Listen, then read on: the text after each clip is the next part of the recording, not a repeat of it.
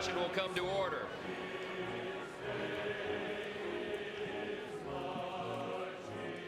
The chair appoints as members of the committee on the part of the House to escort the President of the United States into the chamber the following: the gentleman from Louisiana, Mr. Scalise; the gentleman from Minnesota, Mr. Emmer; the gentlewoman from Michigan, Mrs. McClain; the gentleman from North Carolina, Mr. Hudson; the gentleman from Pennsylvania, Mr. Reschenthaler; the gentleman from Utah, Mr. Moore; the gentlewoman from Indiana, Mrs. Houchin; the gentleman from Oklahoma, Mr. Hurd; the gentleman from New York, Mr. Jeffries; the gentlewoman from Massachusetts, Ms. Clark; the gentleman from California, Mr. Aguilar; the gentleman from California, Mr. Liu; the gentleman from Colorado, Mr. Neguse; the gentlewoman from Washington, Ms. Delbene; the gentlewoman from Michigan, Mrs. Dingell. The President of the Senate, at the direction of that body, appoints the following senators as members of the committee on the part of the Senate to escort the President of the United States into the House chamber: the Senator from South Dakota, Mr. Thune; the Senator from Wyoming, Mr. Barrasso; the Senator from Arkansas, Mr. Cotton; the Senator from Oklahoma, Mr. Lankford; the Senator from West Virginia, Mrs. Capito; the Senator from South Carolina, Mr. Scott; the Senator from New York, Mr. Schumer; the Senator from Illinois, Mr. Durbin; the Senator from Minnesota, Ms. Klobuchar; the Senator from New Jersey, Mr. Booker; the Senator from Wisconsin, Ms. Baldwin. The members of the escort committee will exit the chamber through the lobby doors.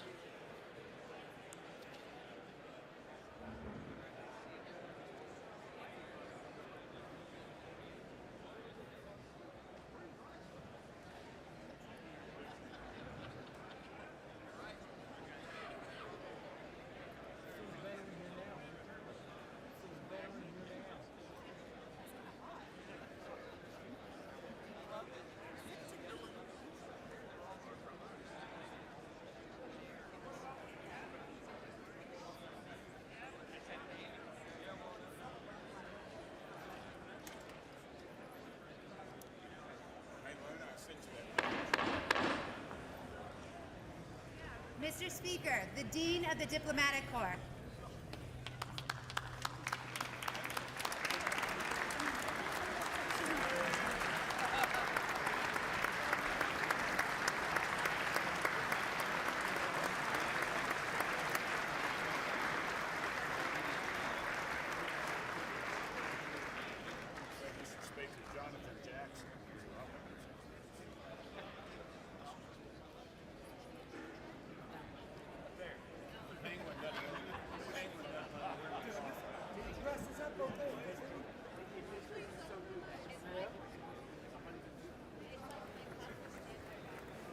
My wife loves this gray suit.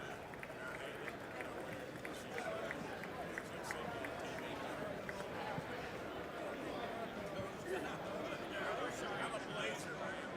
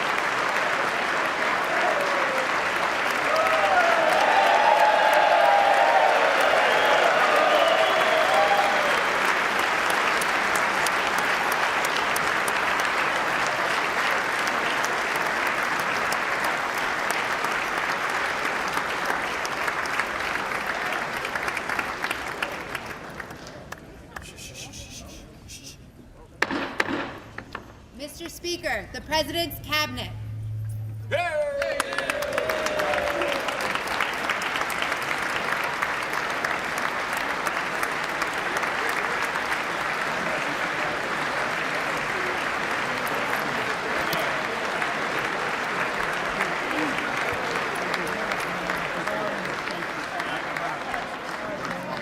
That's true. I should have done better. I should have done way better.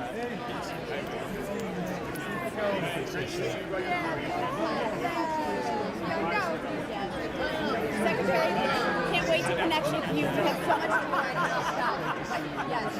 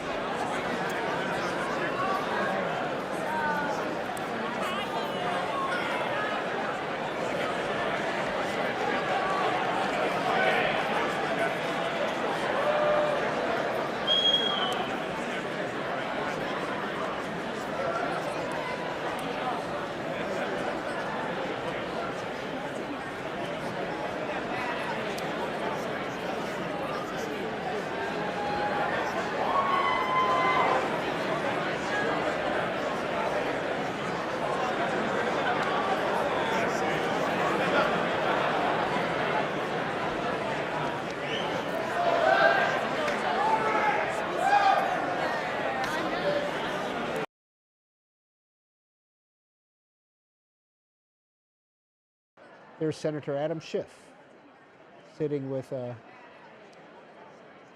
senator from,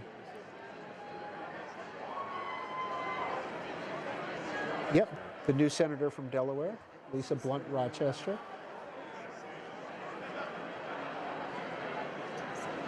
We had Carol from Illinois, Carol Mosley Braun. We have Angela Alsobrooks, Maryland. Kamala Harris was the second. Kamala Harris, of course, and then Lisa Angela Blunt Rochester. Brooks, and, yes. Yeah. Interchangeably 3 or 2. And there's Kristi Noem, she is talking there with the, is that the congressman from New Jersey, Jeff? Tim that's Burchett. Tim Burchett from Tennessee. There we go. Sorry guys, I just switched to C-SPAN to avoid copyright from Fox. Is that Brooke Rollins, the Ag Secretary? Secretary. Yeah.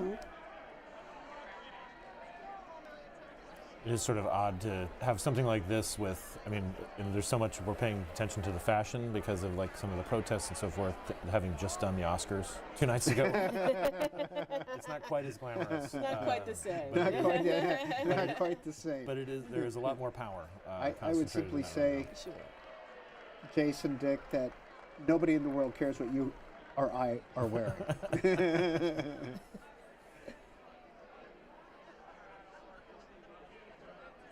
Last year, Joe Biden took at least a half hour to get out of the chamber. Yep. It was a moment for him politically that boosted him. Yeah. That got rid of some of the rumors of mental decline, etc. And he worked that room for a half an hour. It's one of the most, in a sense, iconic things I've ever seen in politics. Yeah. And do we expect President Trump to do the same, or I don't know. I don't know if He likes to chat. I don't know if President Trump will be there as long. I mean, in that span, Joe Biden had like 2 hot mic moments that went viral.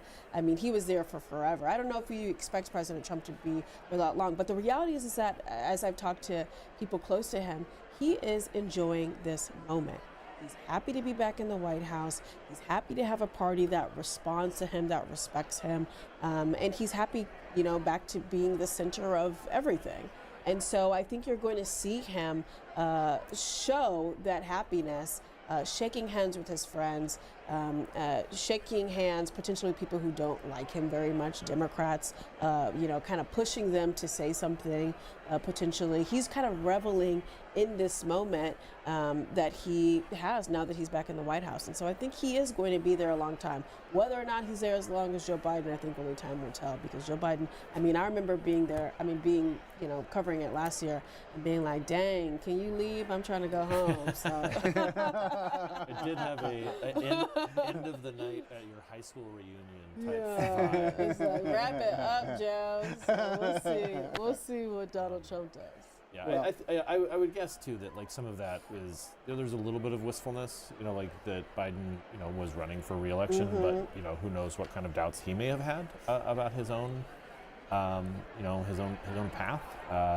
That this is like a beginning as opposed to sort of an end, even if it seems like we've been in this loop for a while. Yeah, you can see that the cabinet is still not completely seated.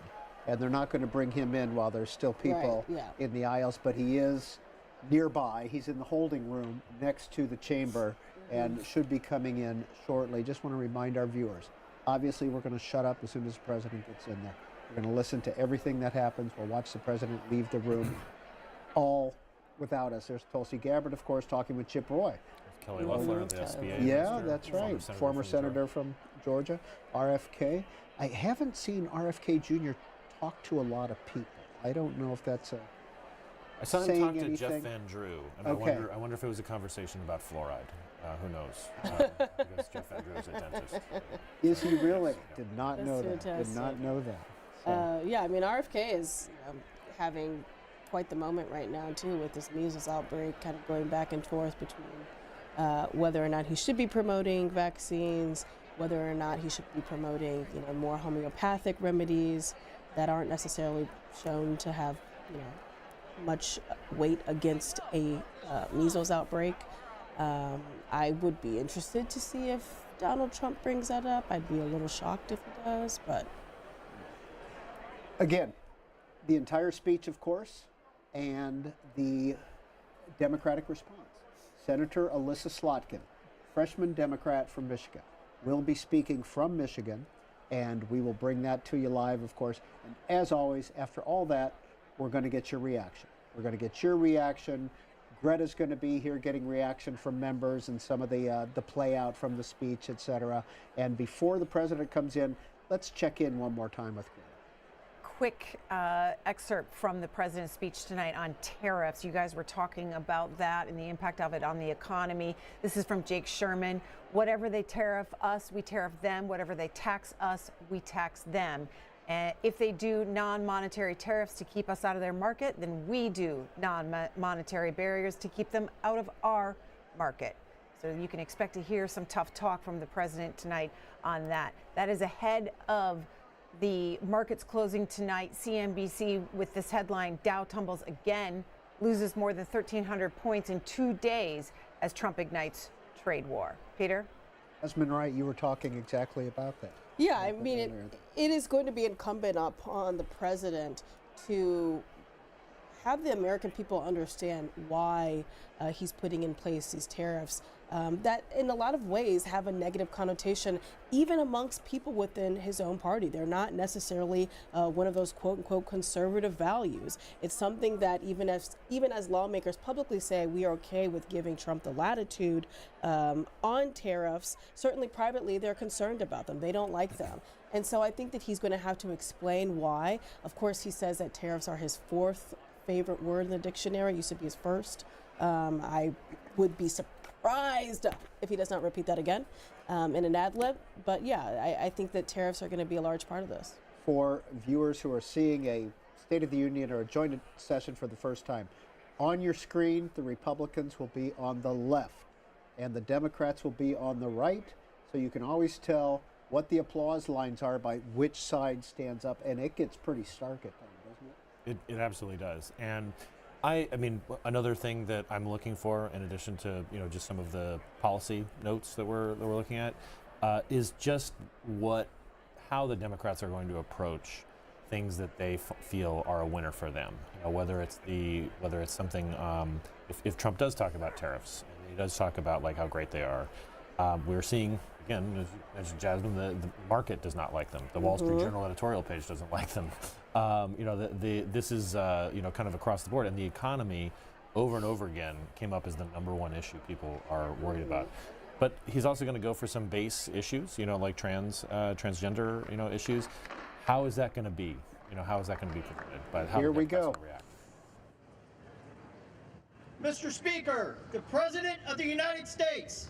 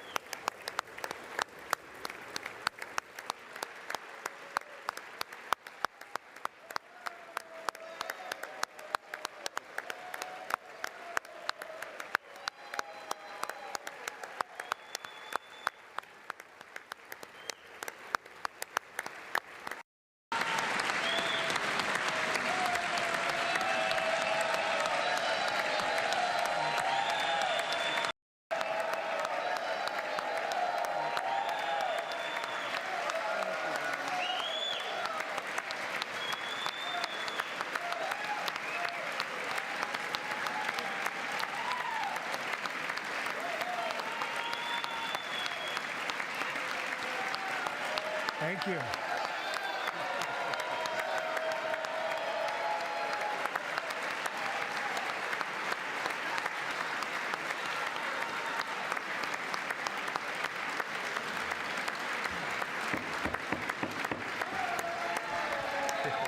Thank you very much. Thank you very much. It's a great honor. Thank you very much. Speaker Johnson, Vice President Vance, the First Lady of the United States,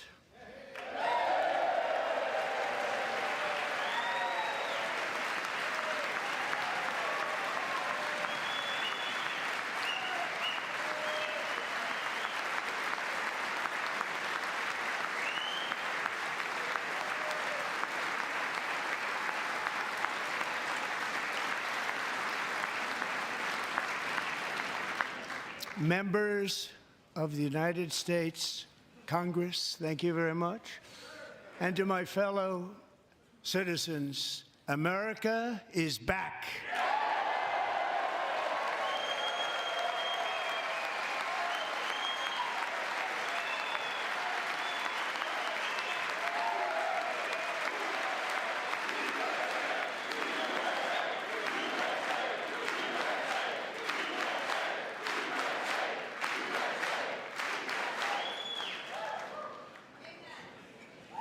6 weeks ago, I stood beneath the dome of this Capitol and proclaimed the dawn of the golden age of America. From that moment on, it has been nothing but swift and unrelenting action to usher in the greatest and most successful era in the history of our country. We have accomplished more in 43 days than most administrations accomplished in 4 years or 8 years, and we are just getting started.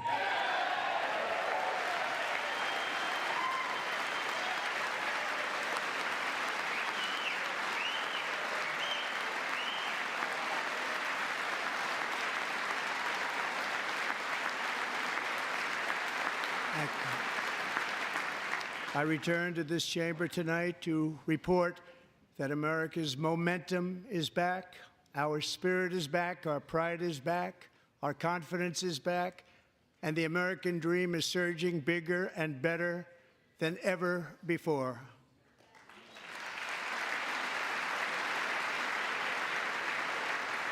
The American dream is unstoppable, and our country is on the verge of a comeback, the likes of which the world has never witnessed and perhaps will never witness again. There's never been anything like it. The presidential election of November 5th was a mandate like has not been seen in many decades. We won all 7 swing states, giving us an electoral college victory of 312 votes.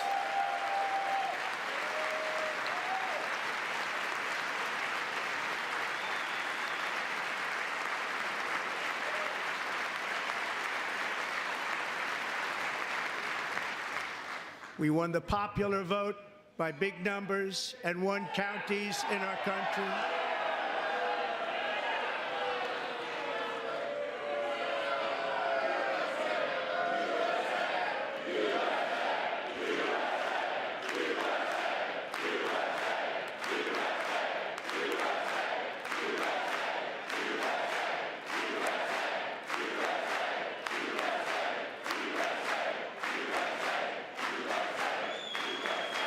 And won counties in our country, 2,700 to 525, on a map that reads almost completely red for Republican.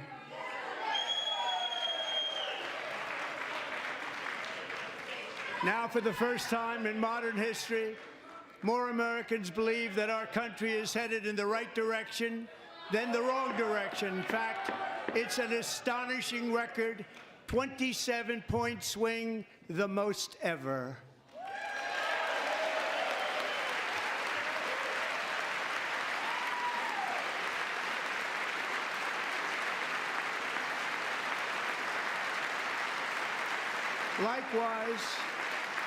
Small business optimism saw its single largest one-month gain ever recorded, a 41-point jump.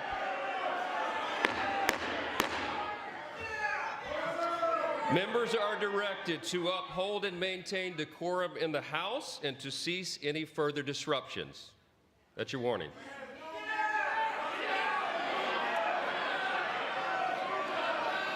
Members are engaging in willful and continuing breach of decorum, and the chair is prepared to direct the Sergeant-at-Arms to restore order to the joint session.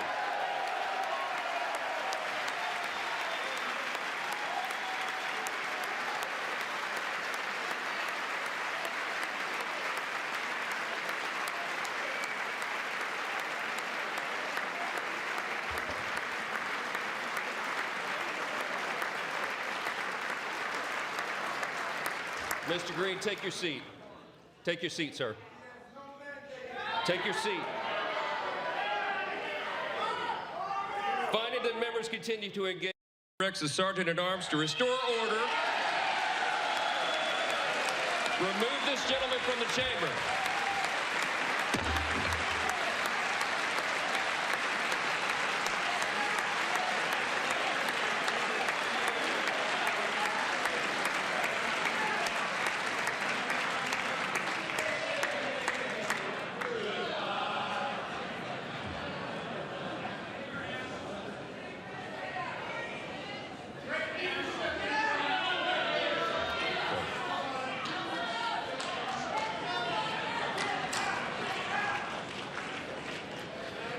Members are directed to uphold and maintain decorum in the House. And maintain decorum in the House. Mr. President, you continue. Thank you. Over the past 6 weeks, I have signed nearly 100 executive orders and taken more than 400 executive actions, a record to restore common sense, safety, optimism, and wealth all across our wonderful land. The people elected me to do the job, and I'm doing it.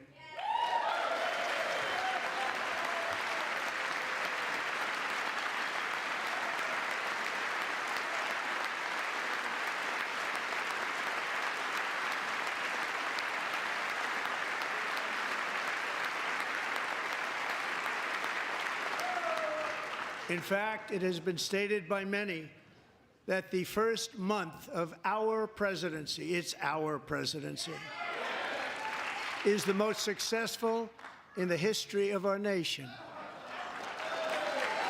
By many.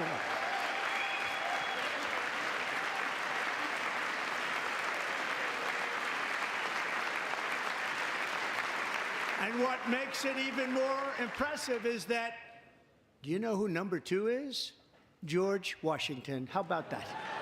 How about that? I don't know about that list, but we'll take it.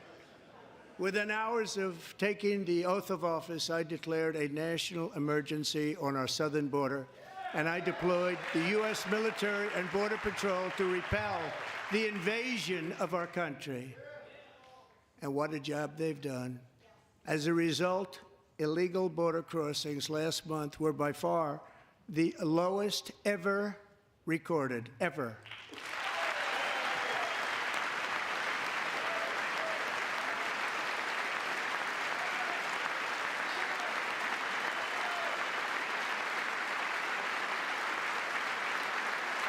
They heard my words and they chose not to come. Much easier that way. In comparison, under Joe Biden, the worst president in American history, there were hundreds of thousands of illegal crossings a month, and virtually all of them, including murderers, drug dealers, gang members, and people from mental institutions and insane asylums, were released into our country. Who would want to do that? This is my 5th such speech to Congress. And once again, I look at the Democrats in front of me, and I realize there is absolutely nothing I can say to make them happy or to make them stand or smile or applaud. Nothing I can do. I could find a cure to the most devastating disease, a disease that would wipe out entire nations, or announce the answers to the greatest economy in history, or the stoppage of crime to the lowest levels ever recorded. And these people sitting right here will not clap, will not stand, and certainly will not cheer for these astronomical achievements. They won't do it, no matter what. Five times I've been up here. It's very sad, and it just shouldn't be this way.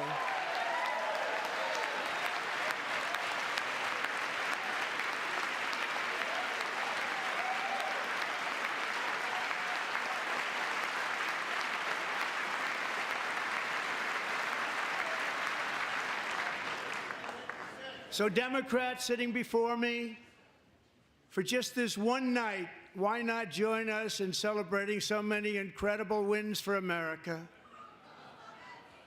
For the good of our nation, let's work together and let's truly make America great again.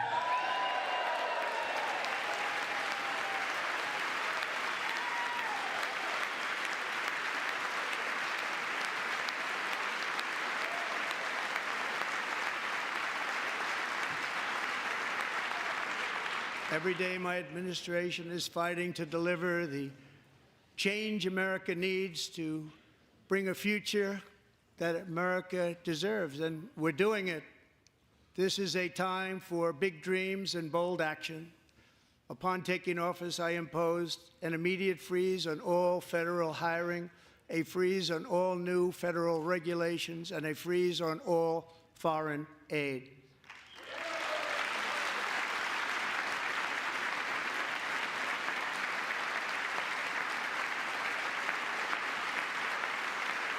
I terminated the ridiculous Green New Scam.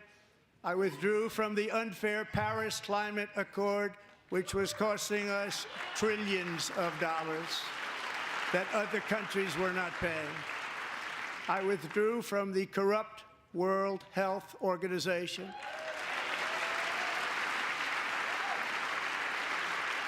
And I also withdrew from the anti-American UN Human Rights Council.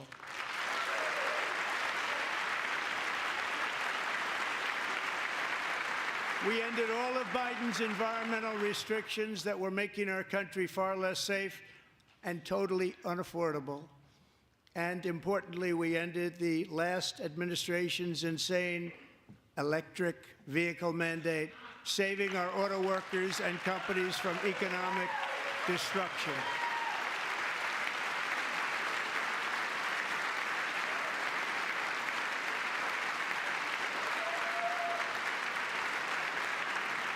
To unshackle our economy, I have directed that for every one new regulation, 10 old regulations must be eliminated, just like I did in my very successful first term.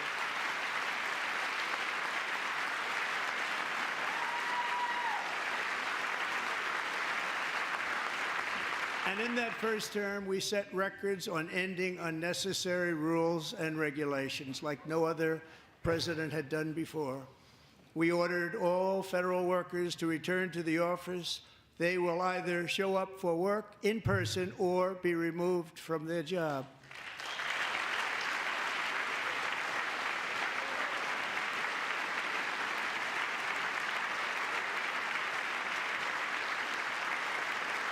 And we have ended weaponized government where, as an example, a sitting president is allowed to viciously prosecute his political opponent, like me. How did that work out? Not too good. Not too good.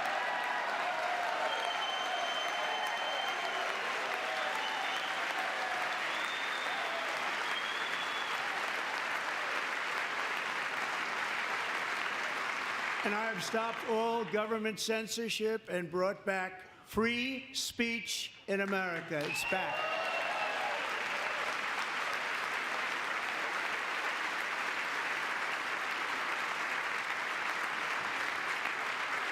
And 2 days ago, I signed an order making English the official language of the United States of America.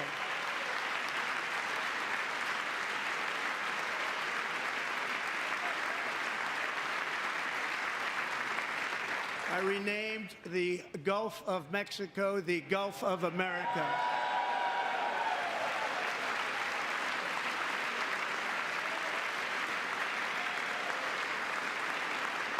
And likewise, I renamed for a great president, William McKinley, Mount McKinley again. Beautiful Alaska. We love Alaska.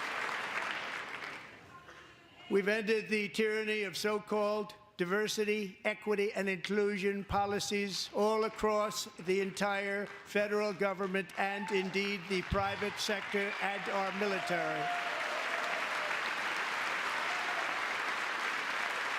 And our country will be woke no longer.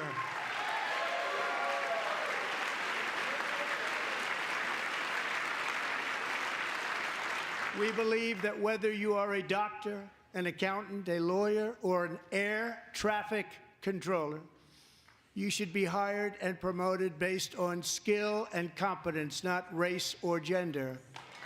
Very important.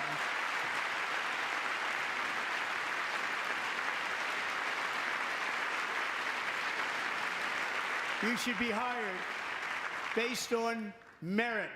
And the Supreme Court, in a brave and very powerful decision, has allowed us to do so. Thank you. Thank you very much. Thank you. We have removed the poison of critical race theory from our public schools, and I signed an order making it the official policy of the United States government that there are only two genders, male and female.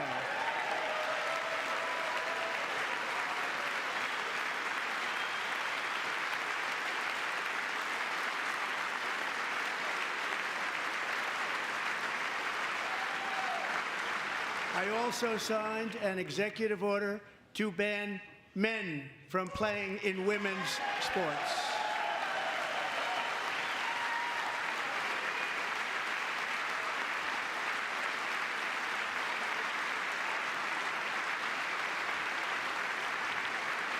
Three years ago, Peyton McNabb was an all-star high school athlete, one of the best, preparing for a future in college sports. But when her girls' volleyball match was invaded by a male, he smashed the ball so hard in Peyton's face, causing traumatic brain injury, partially paralyzing her right side and ending her athletic career. It was a shot like she's never seen before. She's never seen anything like it. Peyton is here tonight in the gallery, and Peyton, from now on, schools will kick the men off the girls' team, or they will lose all federal funding.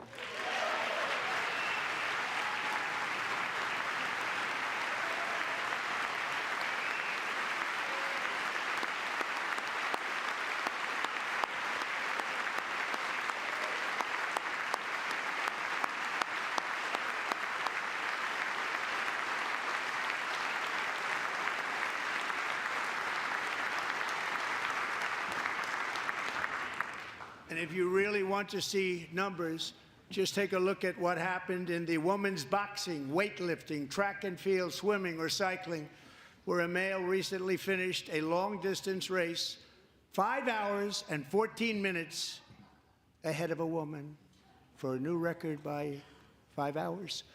Broke the record by 5 hours. It's demeaning for women, and it's very bad for our country. We're not going to put up with it any longer.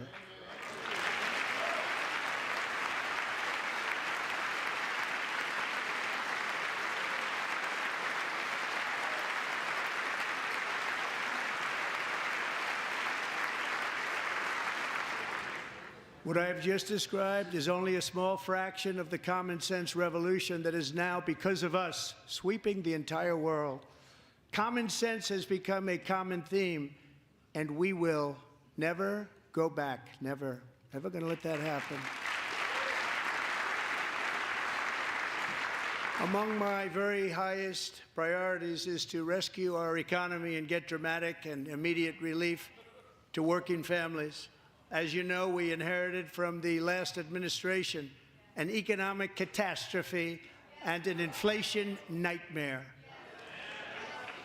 Their policies drove up energy prices, pushed up grocery costs, and drove the necessities of life out of reach for millions and millions of Americans. They've never had anything like it.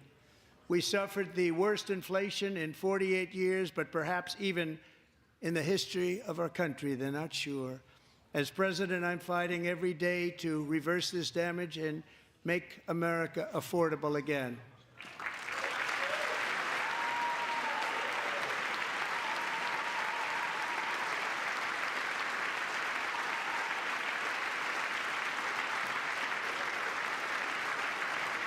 Joe Biden especially let the price of eggs get out of control.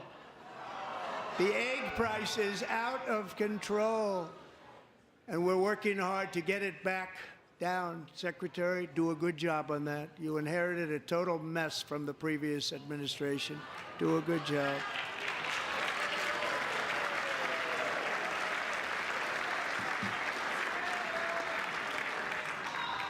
A major focus of our fight to defeat inflation is rapidly reducing the cost of energy. The previous administration cut the number of new oil and gas leases by 95%, slowed pipeline construction to a halt, and closed more than 100 power plants. We are opening up many of those power plants right now.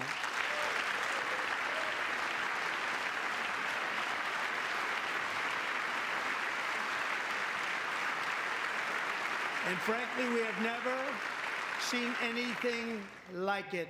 That's why on my first day in office, I declared a national energy emergency. As you've heard me say many times, we have more liquid gold under our feet than any nation on earth, and by far. And now I fully authorize the most talented team ever assembled to go and get it. It's called Drill, Baby, Drill.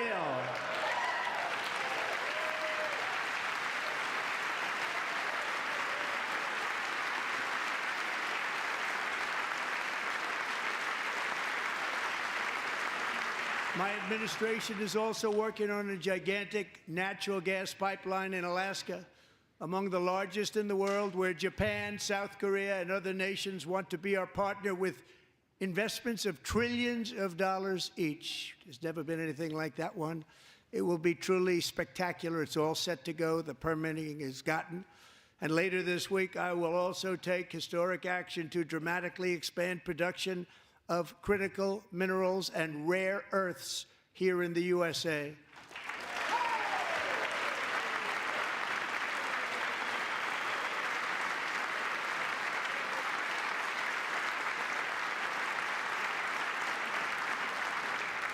To further combat inflation, we will not only be reducing the cost of energy, but will be ending the flagrant waste of taxpayer dollars.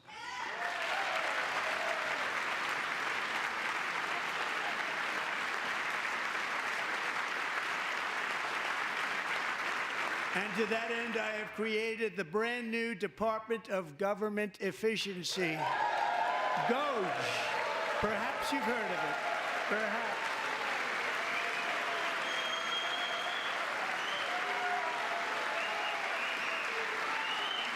Which is headed by Elon Musk, who is in the gallery tonight.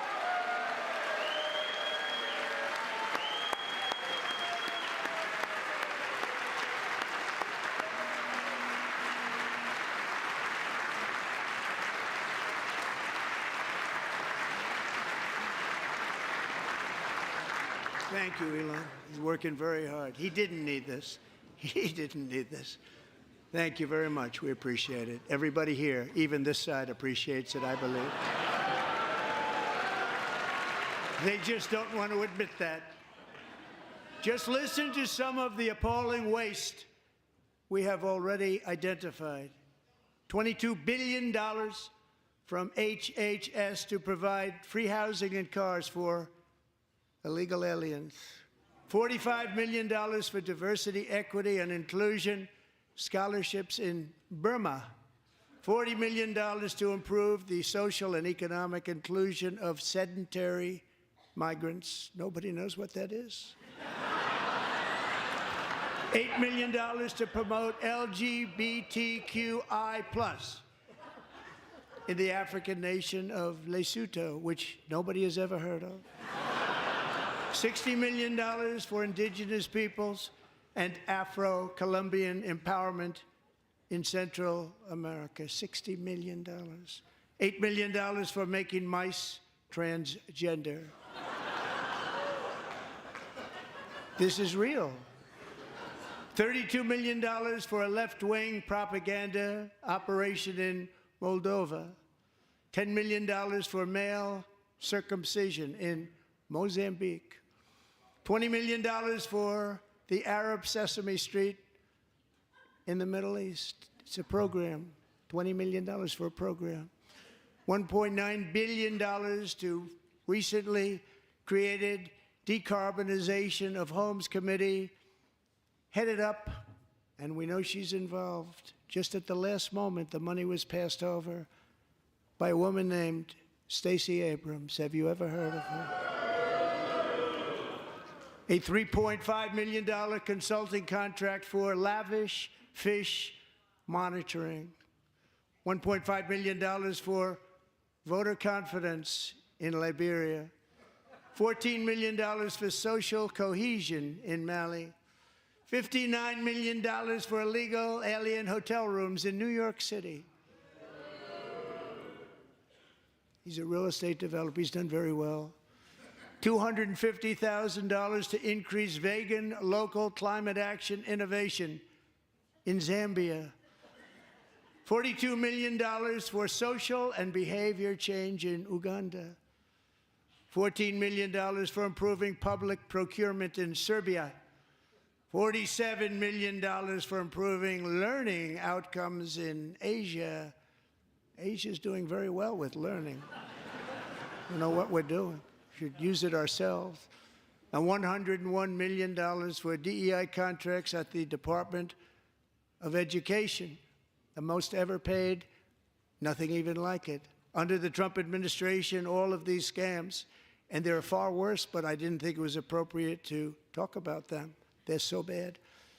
Many more have been found out and exposed and swiftly terminated by a group of very intelligent, mostly young people, headed up by Elon, and we appreciate it. We found hundreds of billions of dollars of fraud.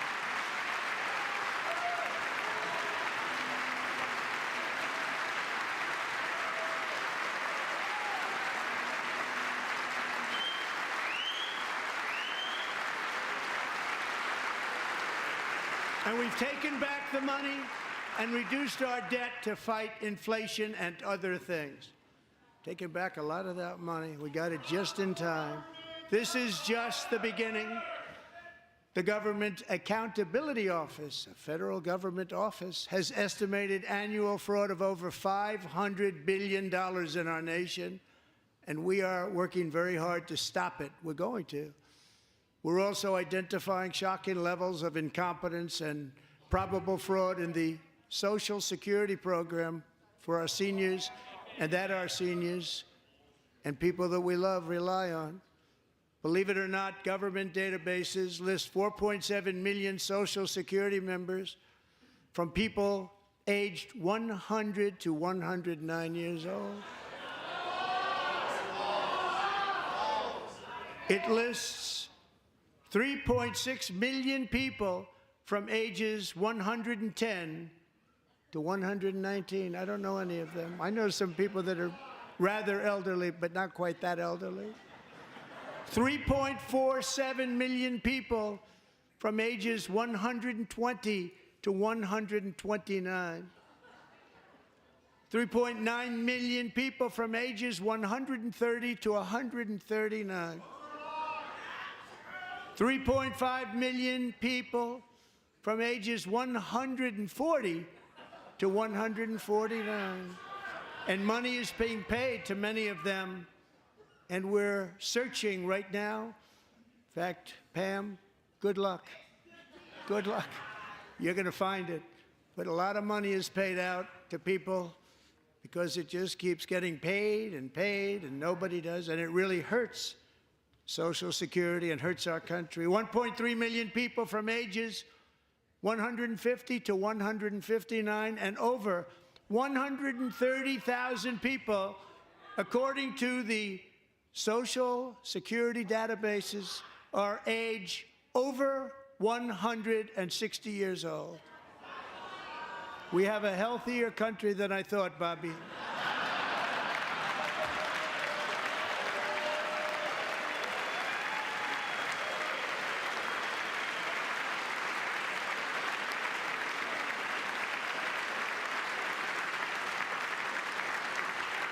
Including, to finish, 1,039 people between the ages of 220 and 229, one person between the age of 240 and 249, and one person is listed at 360 years of age.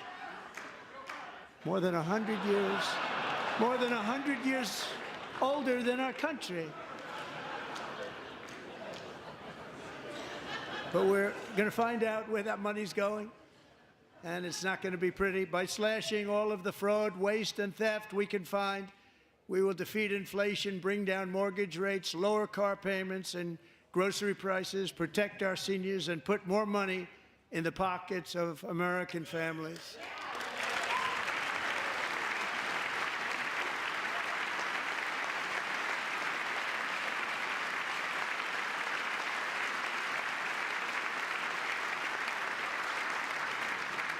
And today, interest rates took a beautiful drop, big, beautiful drop. It's about time.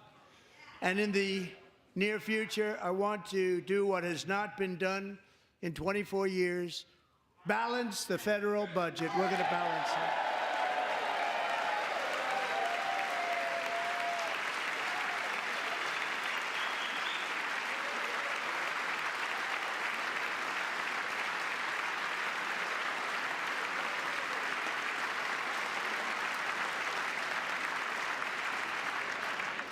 With that goal in mind, we have developed in great detail what we are calling the Gold Card, which goes on sale very, very soon. For $5 million, we will allow the most successful job-creating people from all over the world to buy a path to U.S. citizenship. It's like the green card, but better and more sophisticated.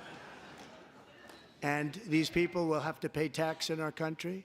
They won't have to pay tax from where they came. The money that they've made, you wouldn't want to do that, but they have to pay tax, create jobs. They'll also be taking people out of colleges and paying for them so that we can keep them in our country instead of having them being forced out.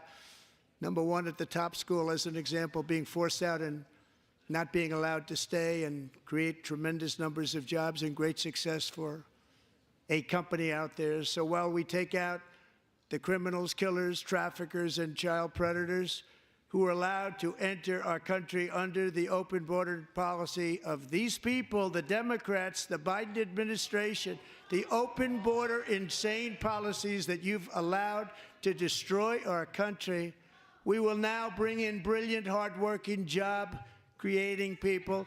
They're going to pay a lot of money, and we're going to reduce our debt with that money.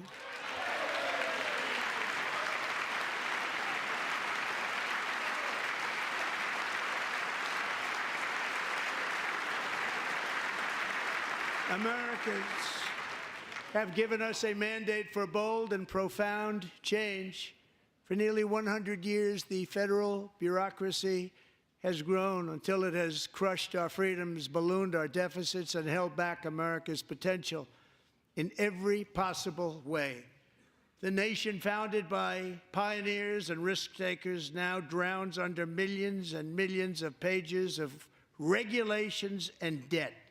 Approvals that should take 10 days to get instead take 10 years, 15 years, and even 20 years before you're rejected. Meanwhile, we have hundreds of thousands of federal workers who have not been showing up to work. My administration will reclaim power from this unaccountable bureaucracy, and we will restore true democracy to America again.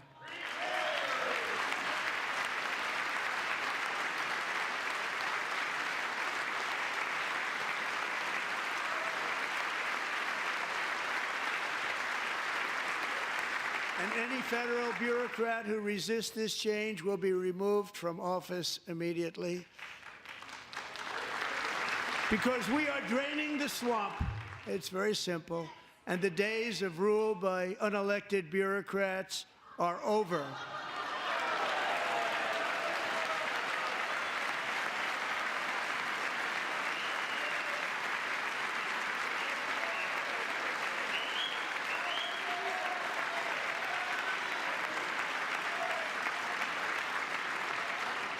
And the next phase of our plan to deliver the greatest economy in history is for this Congress to pass tax cuts for everybody. They're in there. They're waiting for you to vote. And I'm sure that the people on my right, I don't mean the Republican right, but my right here, I'm sure you're going to vote for those tax cuts, because otherwise I don't believe the people will ever vote you into office. So I'm doing you a big favor by telling you that. But I know this group is going to be voting for the tax.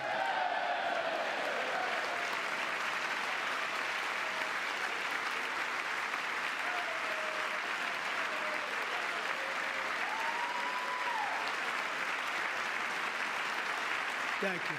It's a very, very big part of our plan. We had tremendous success in our first term with it. A very big part of our plan. We're seeking permanent income tax cuts all across the board.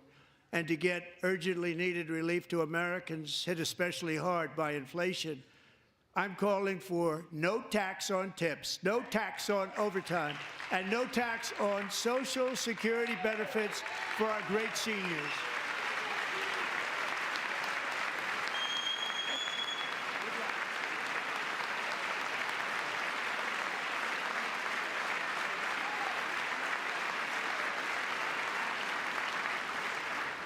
And I also want to make interest payments on car loans tax deductible, but only if the car is made in America.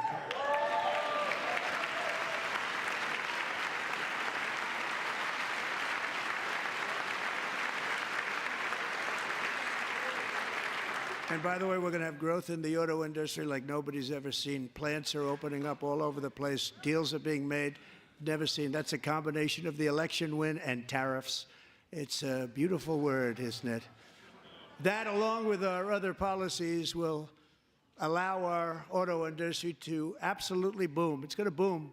Spoke to the majors today, all three, the top people, and they're so excited. In fact, already numerous car companies have announced that they will be building massive automobile plants in America, with Honda just announcing a new plant in Indiana, one of the largest anywhere in the world.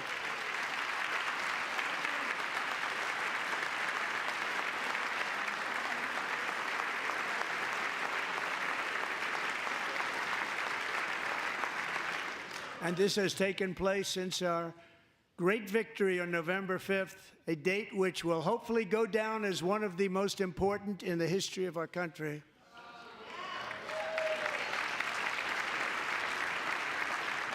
In addition, as part of our tax cuts, we want to cut taxes on domestic production and all manufacturing. And just as we did before, we will provide 100% expensing. It will be retroactive to January 20th, 2025. And it was one of the main reasons why our tax cuts were so successful in our first term, giving us the most successful economy in the history of our country. First term. We had a great first term.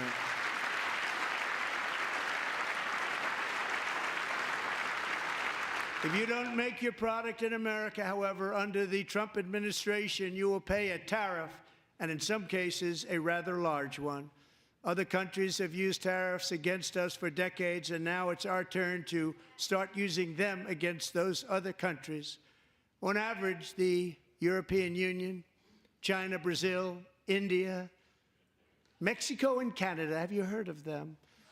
And countless other nations charge us tremendously higher tariffs than we charge them. It's very unfair. India charges us auto tariffs higher than 100%. China's average tariff on our products is twice what we charge them. And South Korea's average tariff is 4 times higher. Think of that, 4 times higher. And we give so much help militarily and in so many other ways to South Korea, but that's what happens. This is happening by friend and foe. This system is not fair to the United States and never was. And so on April 2nd, I wanted to make it April 1st, but I didn't want to be accused of April Fool's Day. That's not, just one day was cost us a lot of money. But we're going to do it in April. I'm a very superstitious person. April 2nd, reciprocal tariffs kick in. And whatever they tariff us, other countries, we will tariff them. That's reciprocal, back and forth. Whatever they tax us, we will tax them. If they do non-monetary tariffs to keep us out of their market, then we will do non-monetary barriers to keep them out of our market. There's a lot of that, too. They don't even allow us in their market. We will take in trillions and trillions of dollars and create jobs like we have never seen before. I did it with China, and I did it with others, and the Biden administration couldn't do anything about it because there was so much money they couldn't do anything about it. We have been ripped off for decades by nearly every country on earth, and we will not let that happen any longer.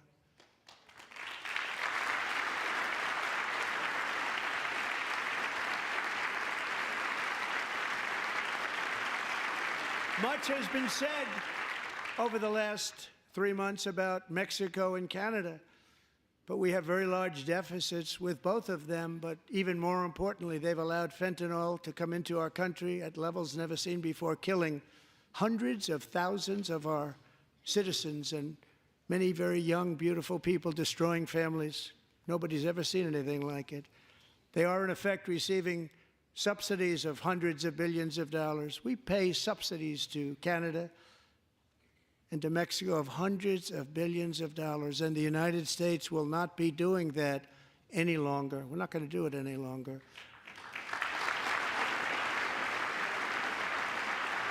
Thanks to our America First policies we're putting into place, we have had $1.7 trillion of new investment in America in just the past few weeks.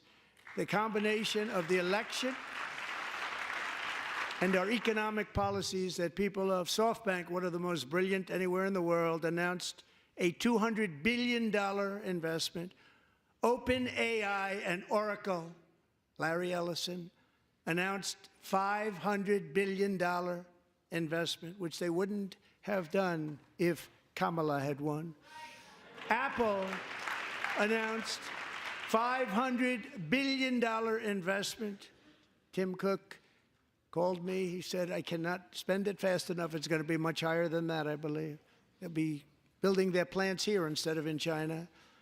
And just yesterday, Taiwan Semiconductor, the biggest in the world, most powerful in the world, has a tremendous amount, 97% of the market, announced a $165 billion investment to build the most powerful chips on earth right here in the USA.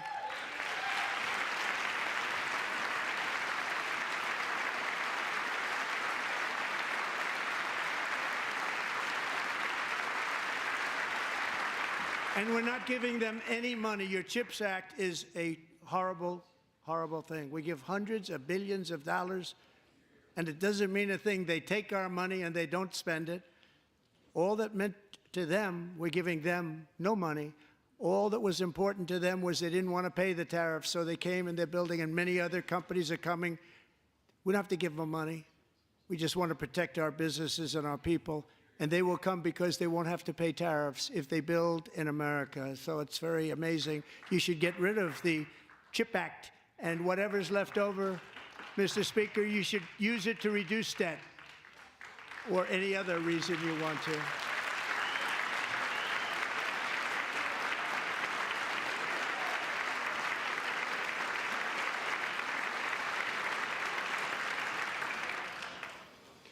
Our new trade policy will also be great for the American farmer. I love the farmer. Who will now be selling into our home market, the USA, because nobody is going to be able to compete with you. Because those goods that come in from other countries and companies, they're really in a bad position in so many different ways. They're uninspected. They may be very dirty and disgusting, and they come in and they pour in, and they hurt our American farmers. The tariffs will go on agricultural product coming into America, and our farmers, starting on April 2nd, it may be a little bit of an adjustment period. We had that before when I made the deal with China, $50 billion of purchases, and I said, just bear with me, and they did. They did. Probably have to bear with me again, and this will be even better. That was great. The problem with it was that Biden didn't enforce it. He didn't enforce it. $50 billion of purchases, and we were doing great, but Biden did not enforce it, and it hurt our farmers. But our farmers are going to have a field day right now. So to our farmers, have a lot of fun. I love you too. I love you too. It's all going to happen.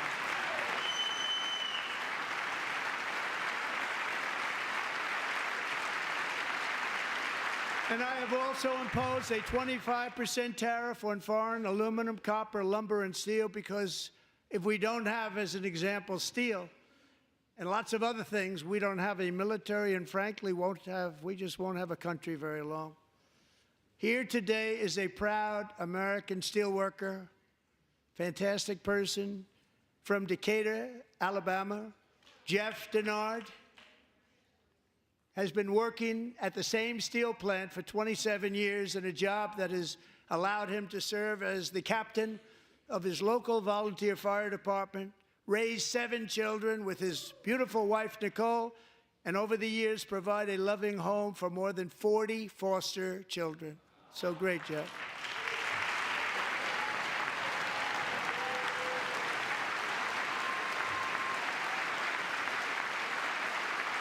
Thank you, Jeff. Thank you, Jeff.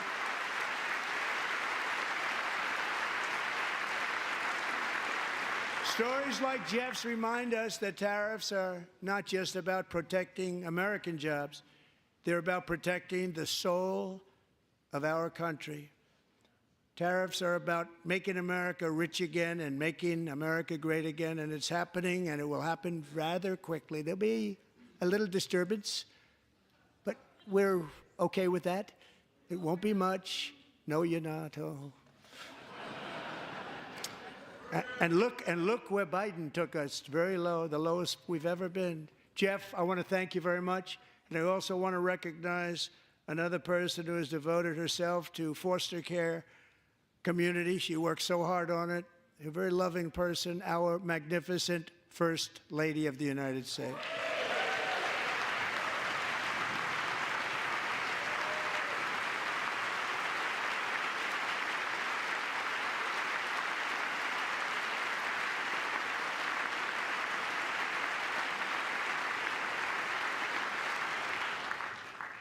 Melania's work has yielded incredible results, helping prepare our nation's future leaders as they enter the workforce. Our First Lady is joined by 2 impressive young women, very impressive. Haley Ferguson, who benefited from the First Lady's Fostering the Future initiative and is poised to complete her education and become a teacher.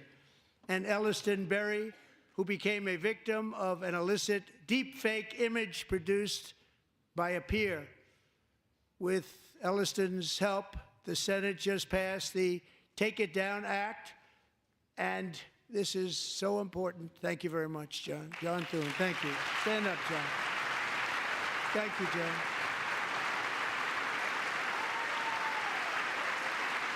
Thank you all very much.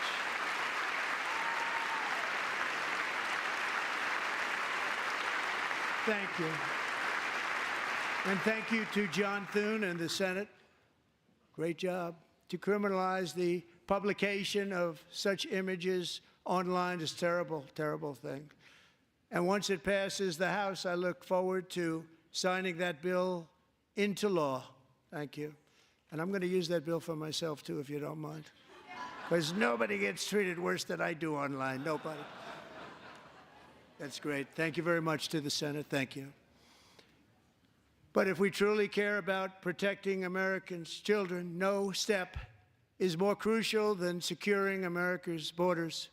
Over the past 4 years, 21 million people poured into the United States. Many of them were murderers, human traffickers, gang members, and other criminals from the streets of dangerous cities all throughout the world. Because of Joe Biden's insane and very dangerous open border policies, they are now strongly embedded in our country, but we are getting them out and getting them out fast.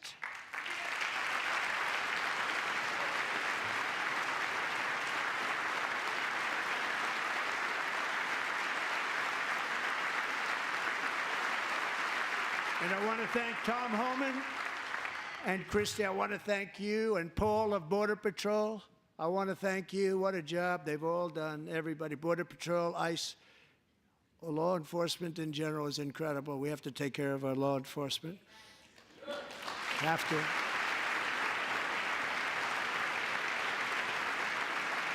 Last year,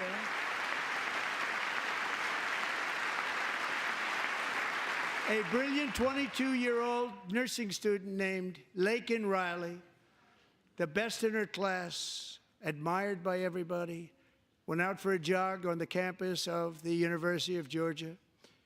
That morning, Laken was viciously attacked, assaulted, beaten, brutalized, and horrifically murdered. Laken was stolen from us by a savage illegal alien gang member who was arrested while trespassing across Biden's open southern border and then set loose into the United States under the heartless policies of that failed administration. It was indeed a failed administration.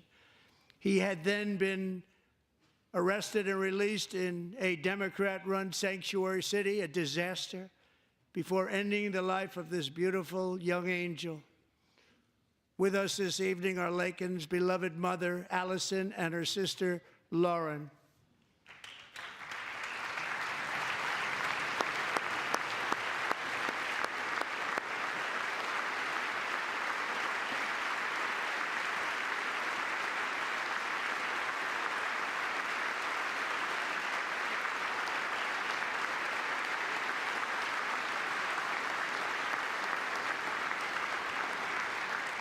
Last year, I told Laken's grieving parents that we would ensure their daughter would not have died in vain. That's why the very first bill I signed into law as your 47th president mandates the detention of all dangerous criminal aliens who threaten public safety. It's a very strong, powerful act.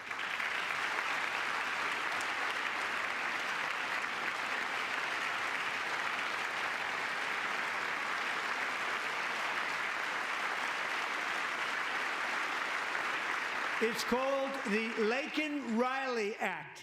So Allison and Lauren, America will never, ever forget our beautiful Laken Hope Riley.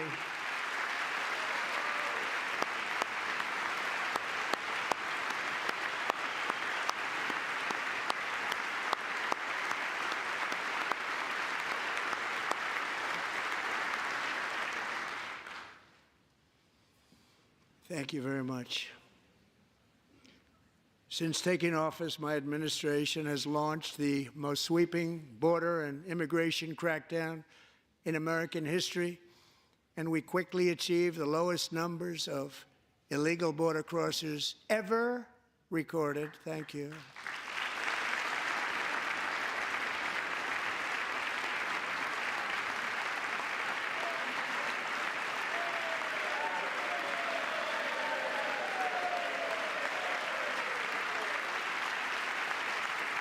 The media and our friends in the Democrat Party kept saying we needed new legislation, we must have legislation to secure the border.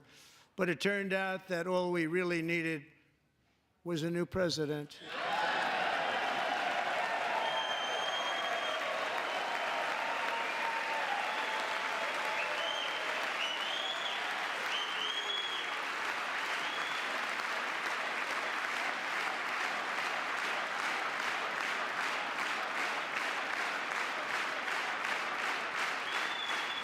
Thank you. Joe Biden didn't just open our borders, he flew illegal aliens over them to overwhelm our schools, hospitals, and communities throughout the country. Entire towns like Aurora, Colorado, and Springfield, Ohio, buckled under the weight of the migrant occupation and corruption like nobody's ever seen before. Beautiful towns destroyed. Now, just as I promised in my inaugural address, we are achieving the great liberation of America.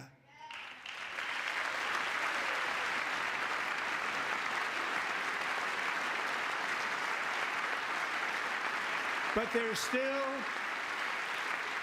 is much work to be done. Here tonight is a woman I have gotten to know, Alexis Nungary from Houston.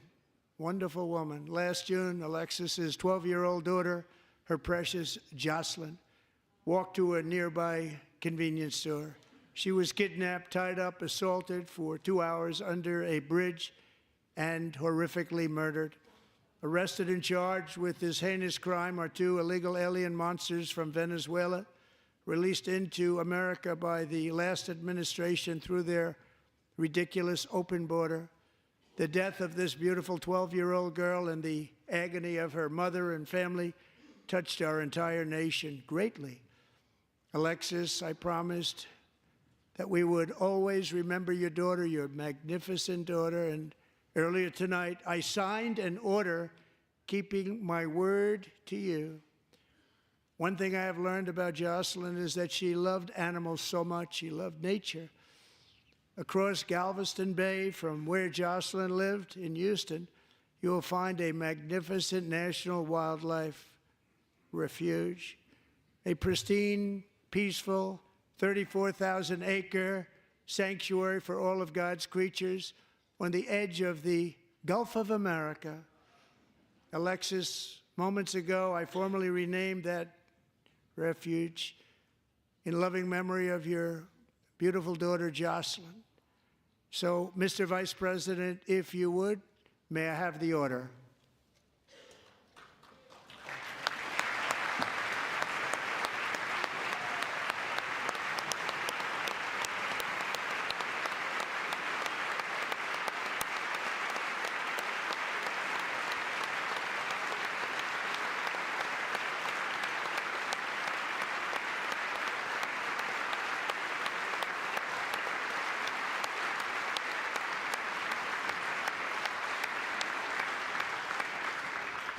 Thank you very much.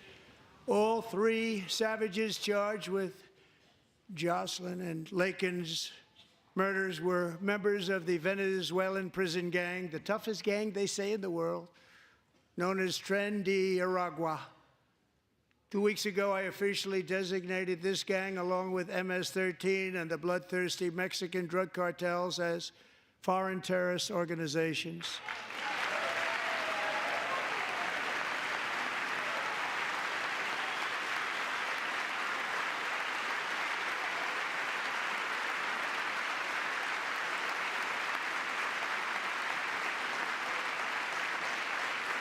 They are now officially in the same category as ISIS, and that's not good for them.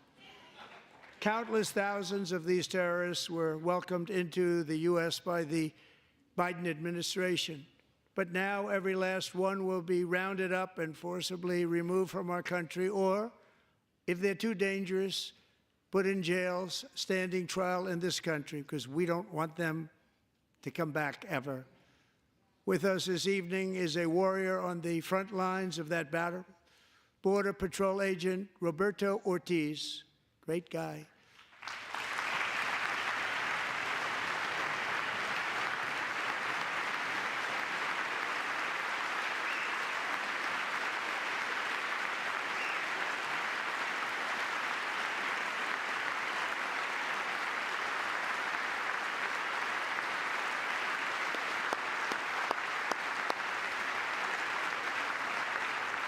In January, Roberto and another agent were patrolling by the Rio Grande near an area known as Cartel Island. Doesn't sound too nice to me. When heavily armed gunmen started shooting at them, Roberto saw that his partner was totally exposed, at great danger, and he leapt into action, returning fire, and providing crucial seconds for his fellow agent to seek safety, just barely. I have some of the prints of that event, and it was not good. Agent Ortiz, we salute you for your great courage and for your line of fire that you took and for the bravery that you showed. We honor you, and we will always honor you. Thank you, Roberto, very much.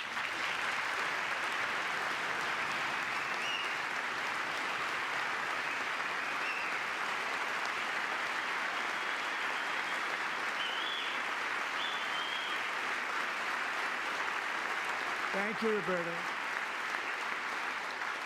And I actually got to know him on my many calls to the border. He's a great gentleman.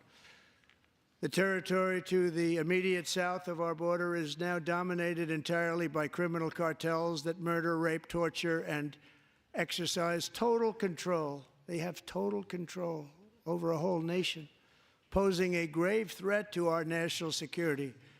The cartels are waging war on America, and it's time for America to wage war on the cartels, which we are doing.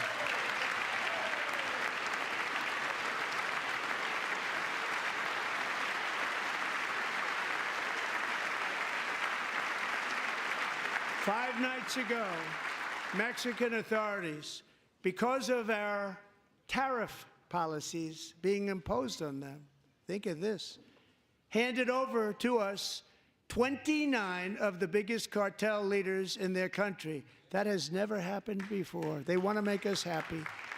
First time ever. But we need Mexico and Canada to do much more than they've done, and they have to stop the fentanyl and drugs pouring into the USA. They're going to stop it. I have sent Congress a detailed funding request laying out exactly how we will eliminate these threats to protect our homeland and complete the largest deportation operation in American history, larger even than current record holder President Dwight D. Eisenhower, a moderate man, but someone who believed very strongly in borders. Americans expect Congress to send me this funding without delay so I can sign it into law. So, Mr. Speaker, John Thune, both of you, I hope you're going to be able to do that, Mr. Speaker. Thank you. Mr. Leader, thank you. Thank you very much. And let's get it to me. I'll sign it so fast, you won't even believe it.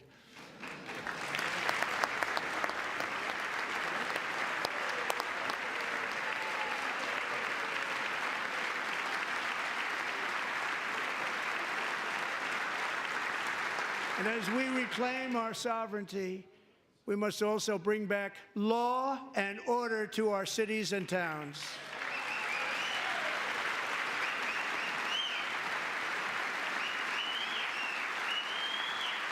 In recent years, our justice system has been turned upside down by radical left lunatics.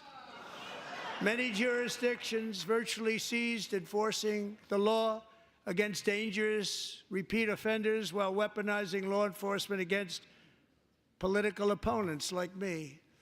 My administration has acted swiftly and decisively to restore fair, equal, and impartial justice under the constitutional rule of law, starting at the FBI and the DOJ. Pam, good luck. Cash, wherever you may be, good luck.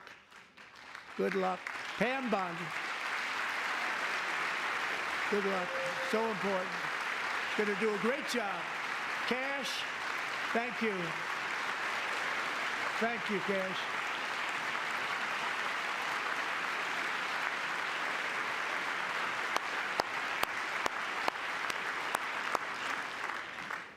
They've already started very strong. They're going to do a fantastic job. You're going to be very proud of them.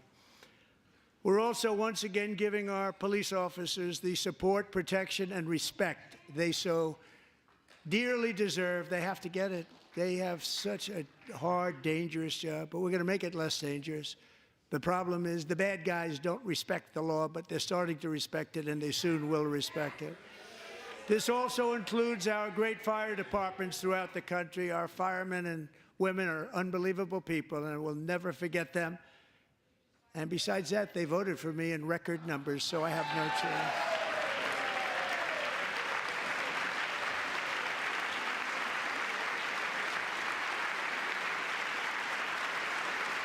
One year ago this month, 31-year-old New York police officer Jonathan Diller, unbelievably wonderful person and a great officer, was gunned down at a traffic stop on Long Island. I went to his funeral. The vicious criminal charged with his murder had 21 prior arrests, and they were rough arrests, too. He was a real bad one. The thug in the seat next to him had 14 prior arrests and went by the name of Killer. He was Killer. He killed other people, they say, a lot of them.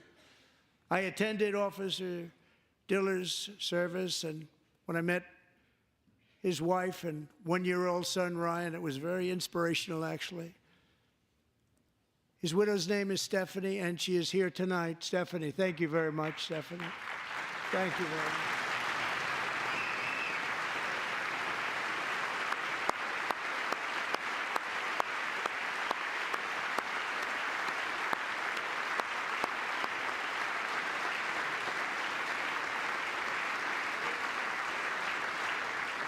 Stephanie, we're going to make sure that Ryan knows his dad was a true hero, New York's finest, and we're going to get these cold-blooded killers and repeat offenders off our streets, and we're going to do it fast. Got to stop it. They get out with 28 arrests. They push people into subway trains. They hit people over the head, back of the head with baseball bats. We got to get them out of here. I've already signed an executive order requiring a mandatory death penalty for anyone who murders a police officer, and tonight I'm asking Congress to pass that policy into permanent law.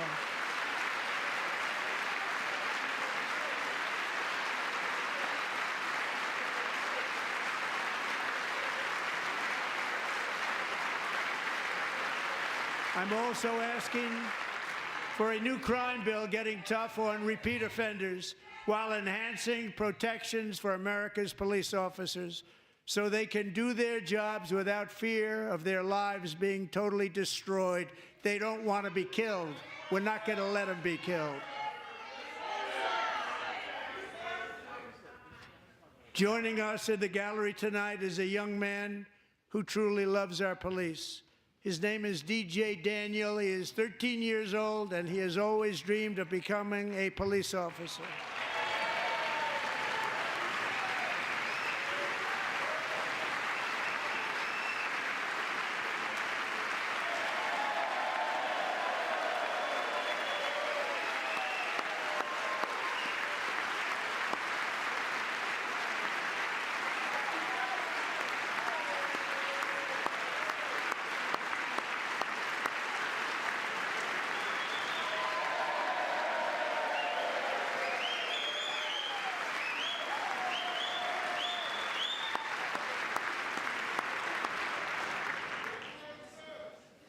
But in 2018, DJ was diagnosed with brain cancer.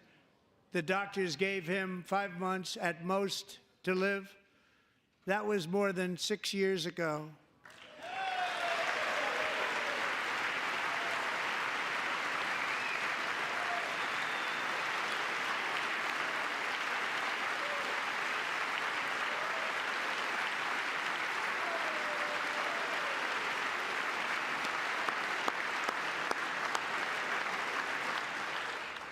Since that time, DJ and his dad have been on a quest to make his dream come true, and DJ has been sworn in as an honorary law enforcement officer, actually a number of times. The police love him, the police departments love him.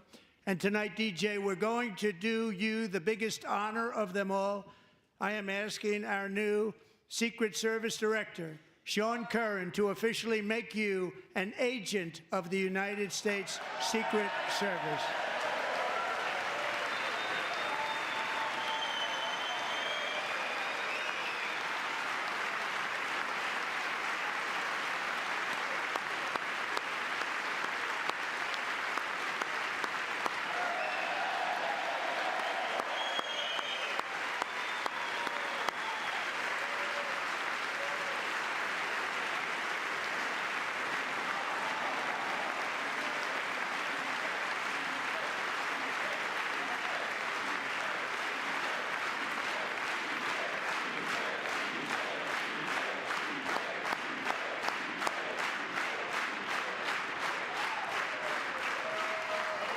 Thank you, DJ.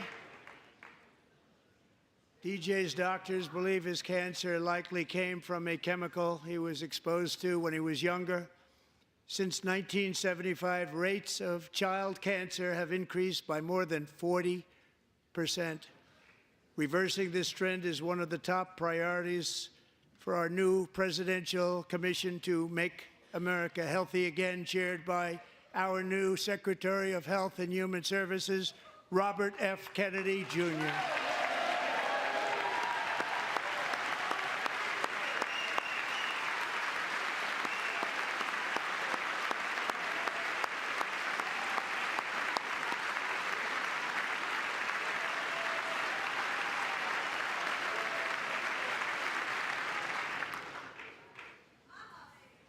With the name Kennedy, you would have thought everybody over here would have been cheering. How quickly they forget. Our goal is to get toxins out of our environment, poisons out of our food supply, and keep our children healthy and strong. As an example, not long ago, and you can't even believe these numbers, 1 in 10,000 children had autism, 1 in 10,000. And now it's 1 in 36. There's something wrong, 1 in 36. Think of that.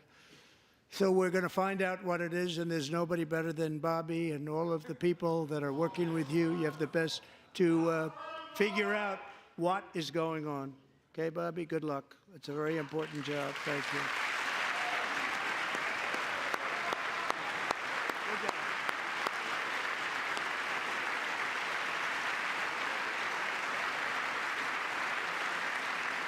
Thank you.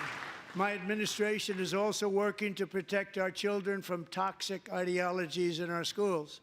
A few years ago, January Littlejohn and her husband discovered that their daughter's school had secretly socially transitioned their 13-year-old little girl.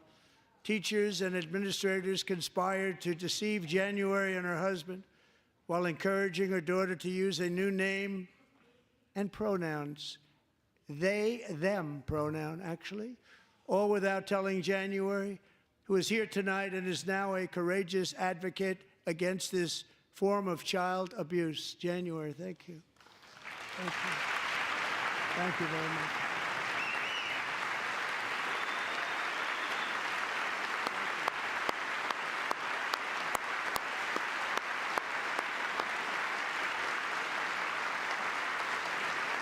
Thank you. Stories like this are why, shortly after taking office, I signed an executive order banning public schools from indoctrinating our children with transgender ideology.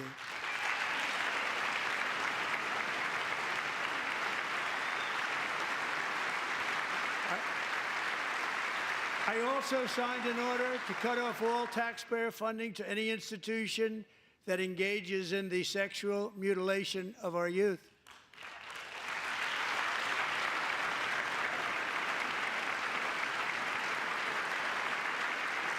And now I want Congress to pass a bill permanently banning and criminalizing sex changes on children and forever ending the lie that any child is trapped in the wrong body. This is a big lie.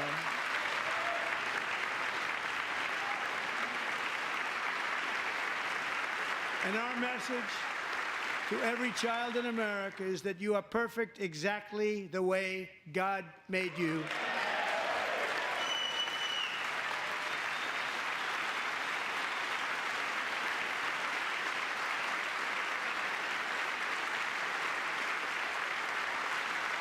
Because we're getting wokeness out of our schools and out of our military, and it's already out, and it's out of our society. We don't want it. Wokeness is trouble. Wokeness is bad. It's gone. It's gone. And we feel so much better for it, don't we? Don't we feel better? Our service members won't be activists and ideologues. They will be fighters and warriors. They will fight for our country. And Pete, congratulations. Secretary of Defense, congratulations.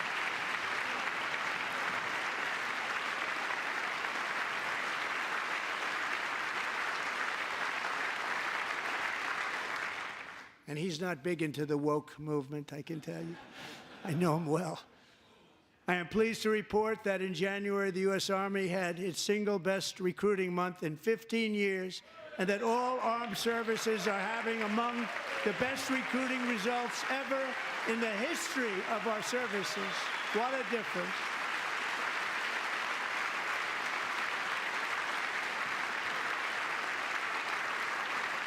And you know, it was just a few months ago where the results were exactly the opposite. We couldn't recruit anywhere. We couldn't recruit. Now we're having the best results just about that we've ever had. What a tremendous turnaround. It's really a beautiful thing to see. People love our country again. It's very simple. They love our country, and they love being in our military again. So it's a great thing, and thank you very much. Great job. Thank you.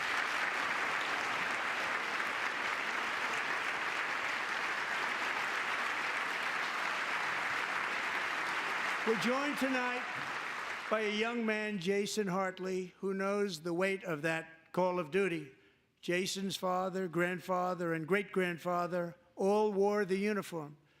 Jason tragically lost his dad, who was also a Los Angeles County Sheriff's deputy when he was just a boy, and now he wants to carry on the family legacy of service. Jason is a senior in high school, a six-letter varsity athlete, a really good athlete, they say, a brilliant student with a 4.46, that's good, GPA. And his greatest dream is to attend the U.S. Military Academy at West Point.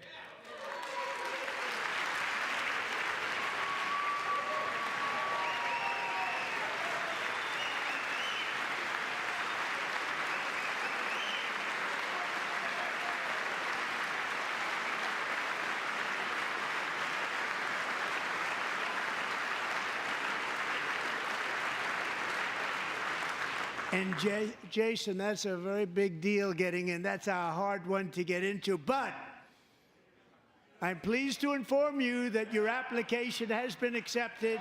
You will soon be joining the Corps of Cadets.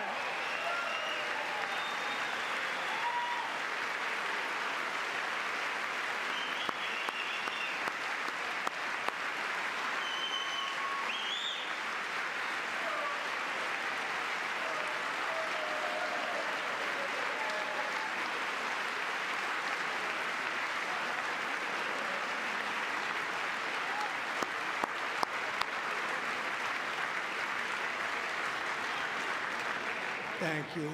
Jason, you're going to be on the long gray line, Jason. As Commander-in-Chief, my focus is on building the most powerful military of the future. As a first step, I'm asking Congress to fund a state-of-the-art Golden Dome missile defense shield to protect our homeland, all made in the USA.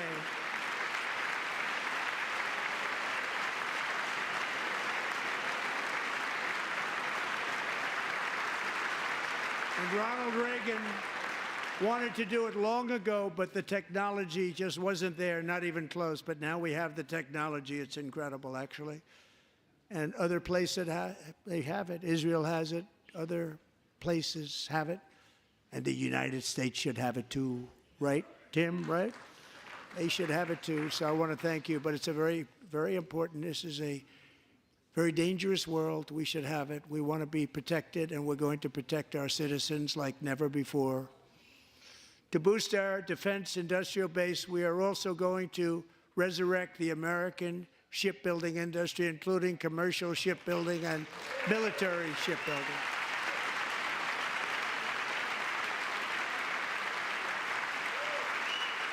And for that purpose, I am announcing tonight that we will create a new Office of Shipbuilding in the White House and offer special tax incentives to bring this industry home to America where it belongs. We used to make so many ships.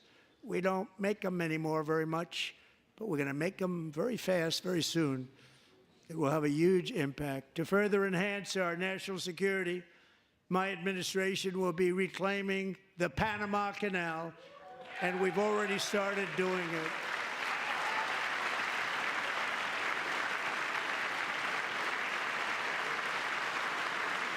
Just today, a large American company announced they are buying both ports around the Panama Canal and lots of other things having to do with the Panama Canal and a couple of other canals.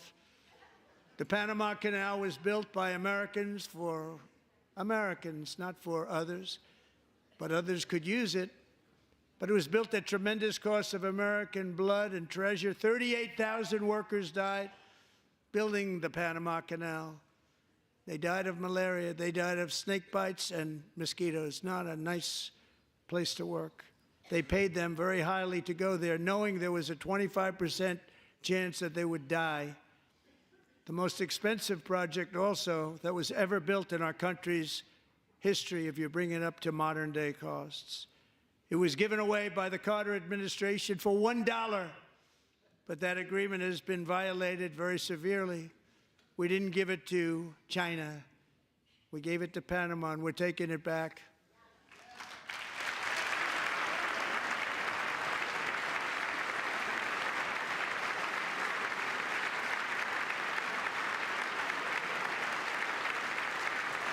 And we have Marco Rubio in charge. Good luck, Marco. Now, we know who to blame if anything goes wrong. Marco's been amazing, and he's going to do a great job. Think of it, he got 100 votes.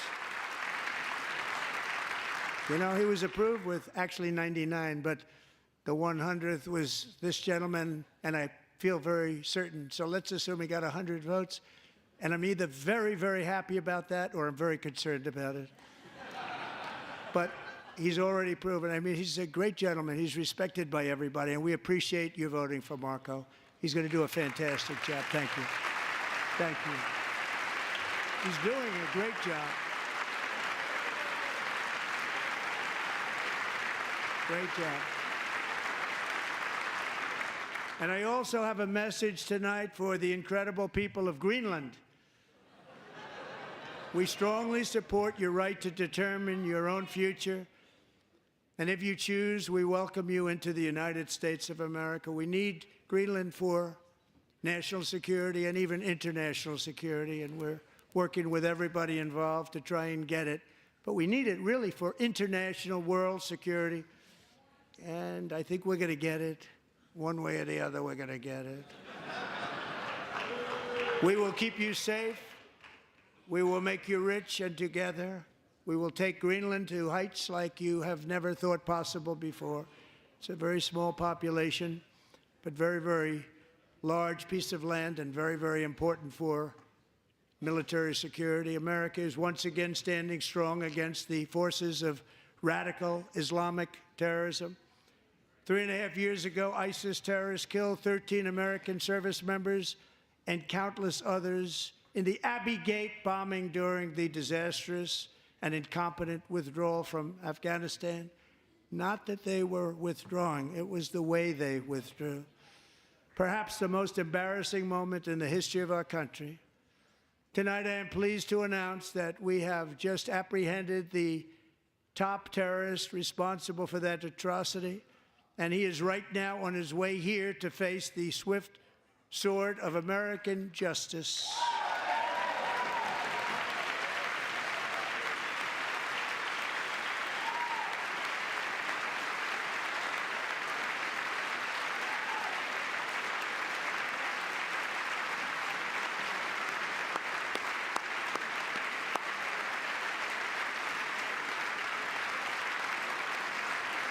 And I want to thank especially the government of Pakistan for helping arrest this monster. This was a very momentous day for those 13 families who I actually got to know very well, most of them, whose children were murdered, and the many people that were so badly, over 42 people, so badly injured on that fateful day in Afghanistan. What a horrible day. Such incompetence was shown. That when Putin saw what happened, I guess he said, wow, maybe this is my chance. That's how bad it was. Should have never happened. Grossly incompetent people. I spoke to many of the parents and loved ones, and they're all in our hearts tonight. Just spoke to them on the phone. We had a big call every one of them called, and everybody was on the line, and they did nothing but cry with happiness. They were very happy, as happy as you can be under those circumstances. Their child, brother, sister, son, daughter was killed for no reason whatsoever. In the Middle East, we're bringing back our hostages from Gaza. In my first term, we achieved one of the most groundbreaking peace agreements in generations, the Abraham Accords.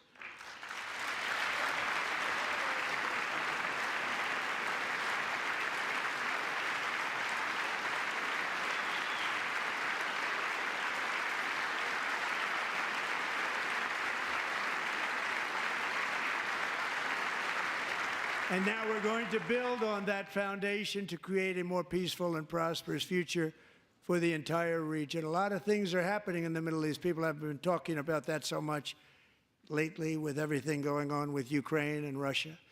But a lot of things are happening in the Middle East. It's a rough neighborhood, actually. I'm also working tirelessly to end the savage conflict in Ukraine. Millions of Ukrainians and Russians have been needlessly killed or wounded in this horrific and brutal conflict with no end in sight. The United States has sent hundreds of billions of dollars to support Ukraine's defense with no security, with no anything.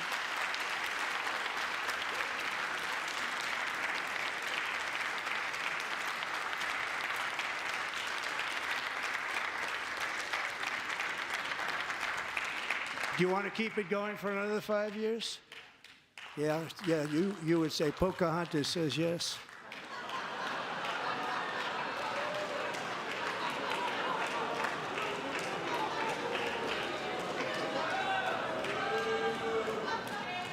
"2,000 people are being killed every single week. More than that. They're Russian young people. They're Ukrainian young people. They're not Americans. But I want it to stop. Meanwhile, Europe has sadly spent more money buying Russian oil and gas than they have spent on defending Ukraine, by far. Think of that.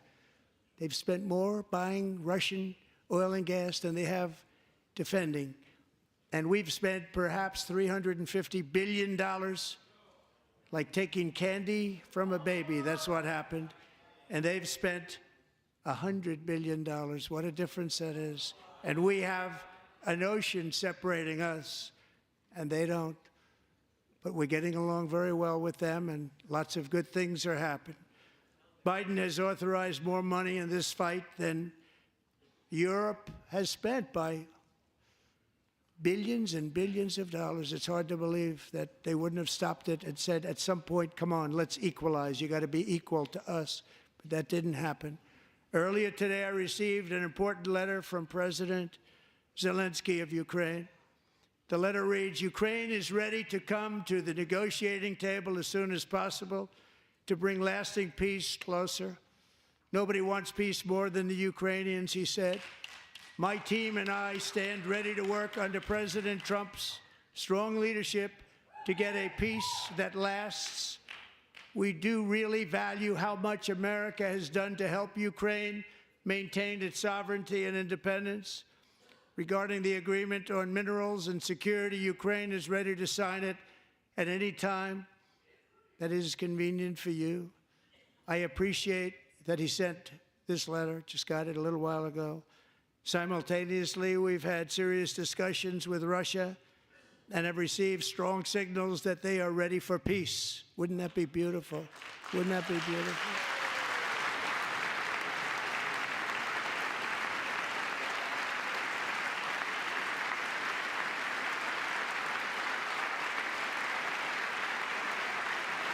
Wouldn't that be beautiful?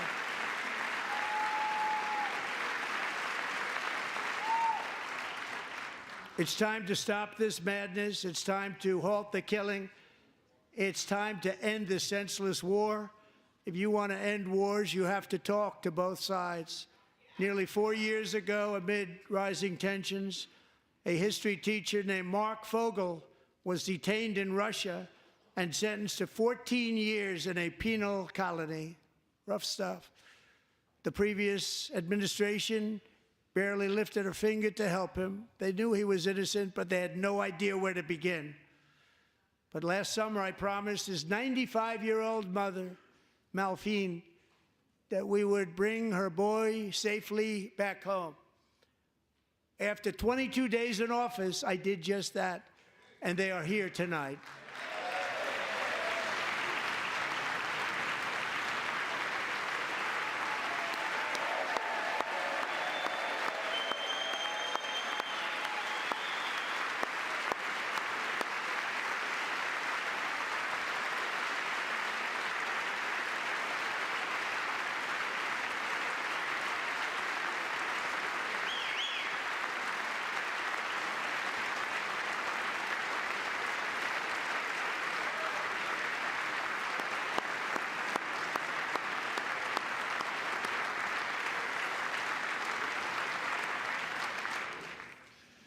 To Mark and his great mom, we are delighted to have you safe and sound and with us. As fate would have it, Mark Fogel was born in a small rural town in Butler, Pennsylvania. Have you heard of it? Where his mother has lived for the past 78 years. I just happened to go there last July 13th for a rally. That was not pleasant. And that is where I met his beautiful mom right before I walked onto that stage. And I told her I would not forget what she said about her son. And I never did I? Never forgot. Less than 10 minutes later, at that same rally, gunfire rang out, and a sick and deranged assassin unloaded 8 bullets from his sniper's perch into a crowd of many thousands of people. My life was saved by a fraction of an inch, but some were not so lucky. Corey Comparator was a firefighter, a veteran, a Christian, a husband, a devoted father, and above all, a protector. When the sound of gunshots pierced the air, it was a horrible sound. Corey knew instantly what it was and what to do. He threw himself on top of his wife and daughters and shielded them from the bullets with his own body. Corey was hit really hard. You know the story from there. He sacrificed his life to save theirs. 2 others, very fine people, were also seriously hit.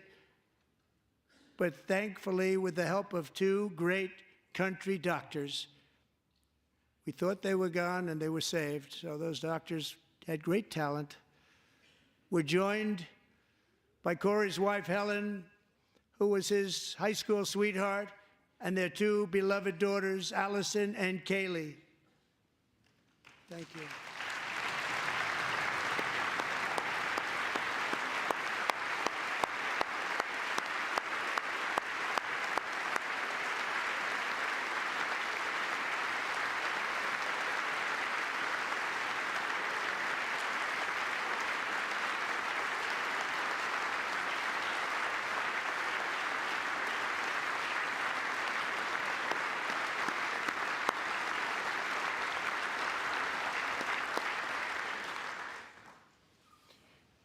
To Helen, Allison, and Kaylee, Corey is looking down on his 3 beautiful ladies right now, and he is cheering you on. He loves you. He is cheering you on. Corey was taken from us much too soon, but his destiny was to leave us all with a shining example of the selfless devotion of a true American patriot. It was love like Corey's that built our country, and it's love like Corey's that is going to make our country more majestic than ever before. I believe that my life was saved that day in Butler for a very good reason. I was saved by God to make America great again. I believe that. Thank you. Thank you.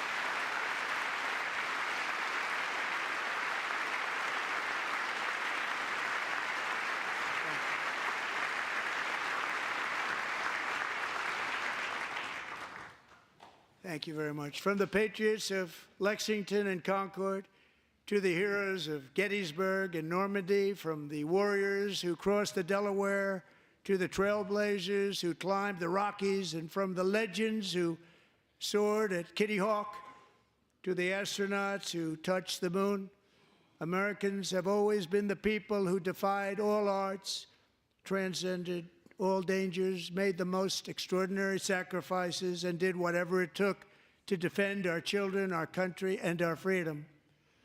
And as we have seen in this chamber tonight, that same strength, faith, love, and spirit is still alive and thriving in the hearts of the American people. Despite the best efforts of those who would try to censor us, silence us, break us, destroy us, Americans are today a proud, free, sovereign, and independent nation that will always be free, and we will fight for it till death. We will never let anything happen to our beloved country, because we are a country of doers, dreamers, fighters, and survivors. Our ancestors crossed a vast ocean, strode into the unknown wilderness, and carved their fortunes from the rock and soil of a perilous and very dangerous frontier. They chased our destiny across a boundless continent. They built the railroads, laid the highways, and graced the world with American marvels like the Empire State Building, the mighty Hoover Dam, and the towering Golden Gate Bridge. They lit the world with electricity, broke free of the force of gravity, fired up the engines of American industry, vanquished the communists, fascists, and Marxists all over the world, and gave us countless modern wonders sculptured out of iron, glass, and steel. We stand on the shoulders of these pioneers who won and built the modern age, these workers who poured their sweat into the skylines of our cities, these warriors who shed their blood on fields of battle and gave everything they had for our rights and for our freedom. Now it is our time to take up the righteous cause of American liberty, and it is our turn to take America's destiny into our own hands and begin the most thrilling days in the history of our country. This will be our greatest era. With God's help, over the next 4 years, we are going to lead this nation even higher, and we are going to forge the freest, most advanced, most dynamic, and most dominant civilization ever to exist on the face of this earth. We are going to create the highest quality of life, build the safest and wealthiest and healthiest and most vital communities anywhere in the world.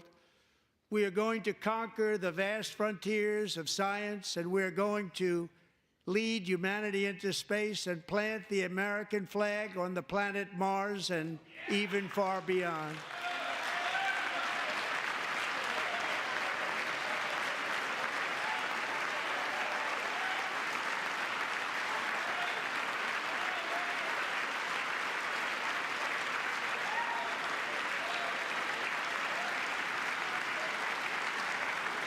And through it all, we are going to rediscover the unstoppable power of the American spirit.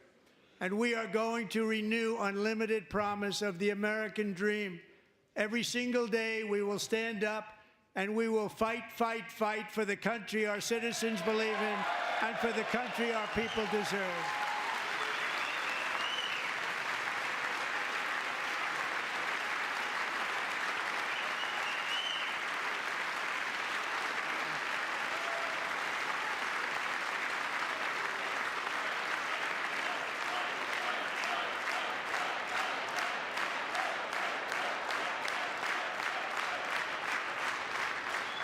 My fellow Americans, get ready for an incredible future, because the golden age of America has only just begun.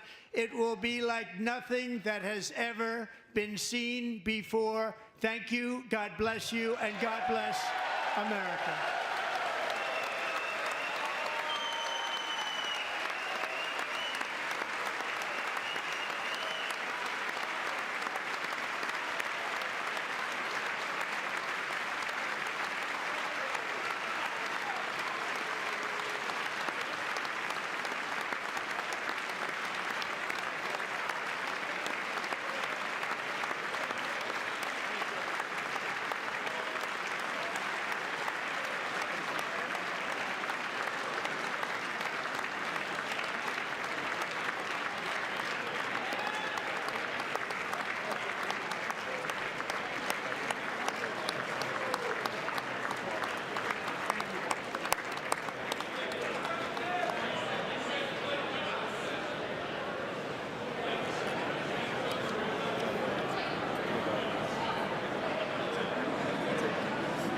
Thank you very much. Great job. Thank you. Great honor. Thank you very much. Thank you. Get this place going, all right? Thank you, sir. Thank you very much. Great honor. Thank you. Thank you, Mr. President. Thank you very much.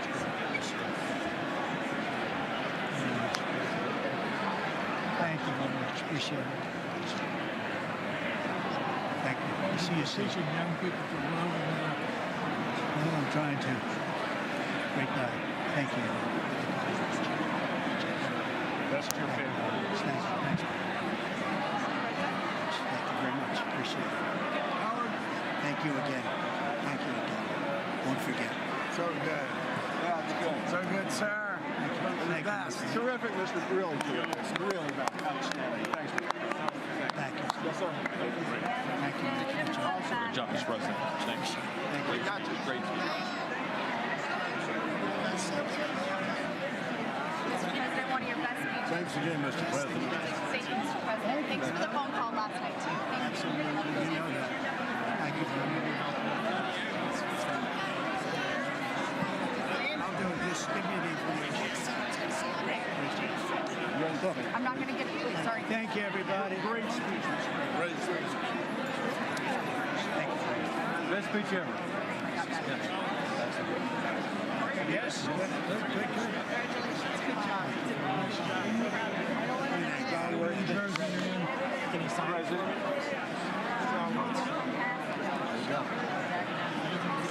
President Roger Williams, thanks for the call. I love Roger Williams. Thank you. You don't have to introduce yourself. Thank you, sir. Mr. President. I know you better than you do, Roger. Thank you so much. My great baseball. America Good is- job. Great job you're doing. America is back. Thank you so much, Welcome you Mr. back in President. Pennsylvania anytime, sir. They stood for. Thank you all. They stood for another country, not our country. That was phenomenal, sir. It's hard to believe, isn't it? That was fantastic, sir. That was amazing. Thank you very much. Quick selfie. Mr. President. Good job, Mr. President. Great job. Thank you so much. Great speech, sir. Great speech. Yes, sir. President back in Pennsylvania. Oh, they're just quick. Careful. I was standing alone. Absolutely. Oh, good, good. How you doing? All right? Did you get a chance to shake his hand earlier? Do you want me to get a picture of you shaking his hand or anything? You're good. Thank you very much. Let's do biofilm. Thank you, darling. Great, sir. Thank you. I love you. Best speech on the floor ever. Yeah, it was so good. Thank you So very good. much. You rocked it, Mr. President. We're with you. 100%. Crush. Thank you very much. Really good. It was Congratulations. awesome. Yeah. Best speech ever. Thank you so much. It was. Fantastic. The best Mr. President, that was a great speech. That was awesome. It was. Thank you. Great job. Let's go. Get down to that. You get down. Good luck. Yes, sir. Thank you. It's so great. Thank you, everybody. Good job. Thank you for mentioning God needs to help us. Thank you, Mr. President. It's true. Mr. President. Incredible. Thank you. Thank you. Great speech. Great speech. That was phenomenal. Thanks for taking my call. Good luck. Yeah. Epic. My man. Thank you for standing You strong. really triggered those people. Tremendous, Mr. President. Thank Somebody you. did. Thank you so much. Thanks for the beneficial ownership and this week. That was Oh, a good yeah. time. Thanks for mentioning farmers. Well, we love our farmers. Thank you, man. Thank you, Mr. President. You earned this night. Thank you very much. Appreciate it. Worked hard. Thank you, man. Proud of you. Thank you, Mr. President. Thank you so much. Thank you. Great again, brother. Thank you. Good for being here. I did indeed. You better believe it. Very well I done, did a good sir. endorsement. President, home run. Thank you very much. job. You killed it. Thank you, Mr. President. Thank you, everybody. You did great. Thank you. Good job. Thank Hey, you. great to see you. Slam dunk. You're doing good. Thank you, sir. You did amazing, per usual. Thank you. I'll see you. Thank you. Yes, sir. Thank you. Hey, cheese. Thank you. Love you, Mr. President. Yes. Thank you, everybody. Look at this beautiful.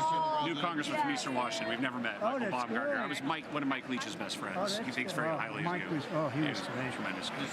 He was a great guy. Great What a speech. Great Thank you. Thank you very much. Mr. Jr., you did a great job. Yeah, thank you. Home run, Mr. Yeah, President. home run. Home run. Home run. That was a good one. President, Good to see you, sir. Appreciate it. Good job. Thank you very much. Looking good. Look at him. I need to talk to you about some buildings, some public buildings. You let me know. I will. Thank you, sir. Mr. President. Gus, crazy.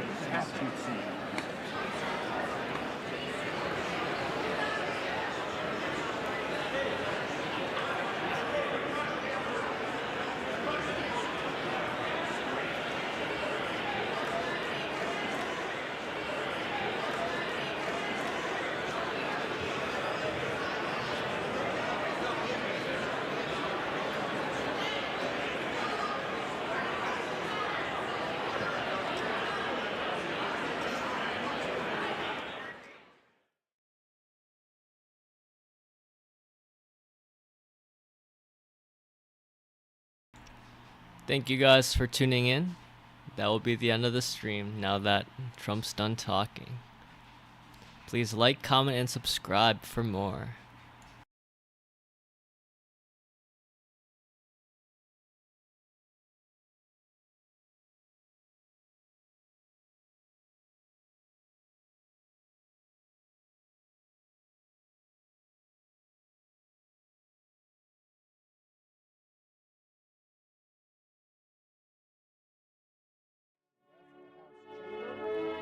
Democrats in mass, ahead of him,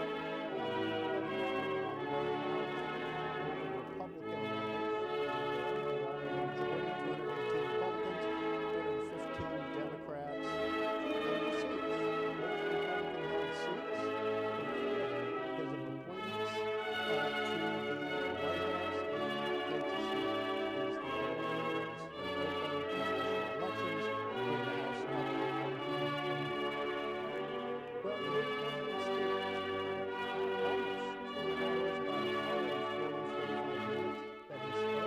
Well, we're going to be getting your reaction now this evening. 2020. If you are a Democrat, 748-8921. For Republicans, Independents, 748-8922. And if you want to send a text message, we'd love to hear from you. Please include your first name and your city. 202-748-8903. That number is reserved for text messages only. We'll begin taking those calls right after the Democratic response. Senator Alyssa Slotkin, freshman Democrat from Michigan, will be giving that response in just a few minutes. Of course, we will go live to it. And after that, we will begin hearing your voices. And let's check in with Greta Garland to some reaction to the president's speech. Peter, let's start with some early headlines in reaction to the president's speech, starting with the LA Times. Their headline right now on their website: Trump takes credit for swift and unrelenting action on immigration, economy, and security. And this, from the Washington Examiner, the conservative outlet here in Washington, just getting started. Trump declares America is back. And then this headline from the Wall Street Journal: Trump touts early action, says he's just getting started. And in his speech, the president stood behind his tariffs and cheered Musk's DOGE moves. And then from the Washington Post, Trump doubles down on sweeping deportation efforts. And finally from Capitol Hill, Politico's headline this evening: Trump makes it a culture war speech. Speaker Mike Johnson ordering Representative Al Green removed from the chamber after the Texas Democrats shouted that Trump had no mandate. Al Green catching up with reporters after he was removed from the chamber, saying, "I'll accept the punishment if there is one. It's worth it to let people know that there's some of us who are going to stand up against this president's desire to cut Medicare, Medicaid, and Social Security." By the way, other protests were taking place by Democrats. Manu Raju of CNN noting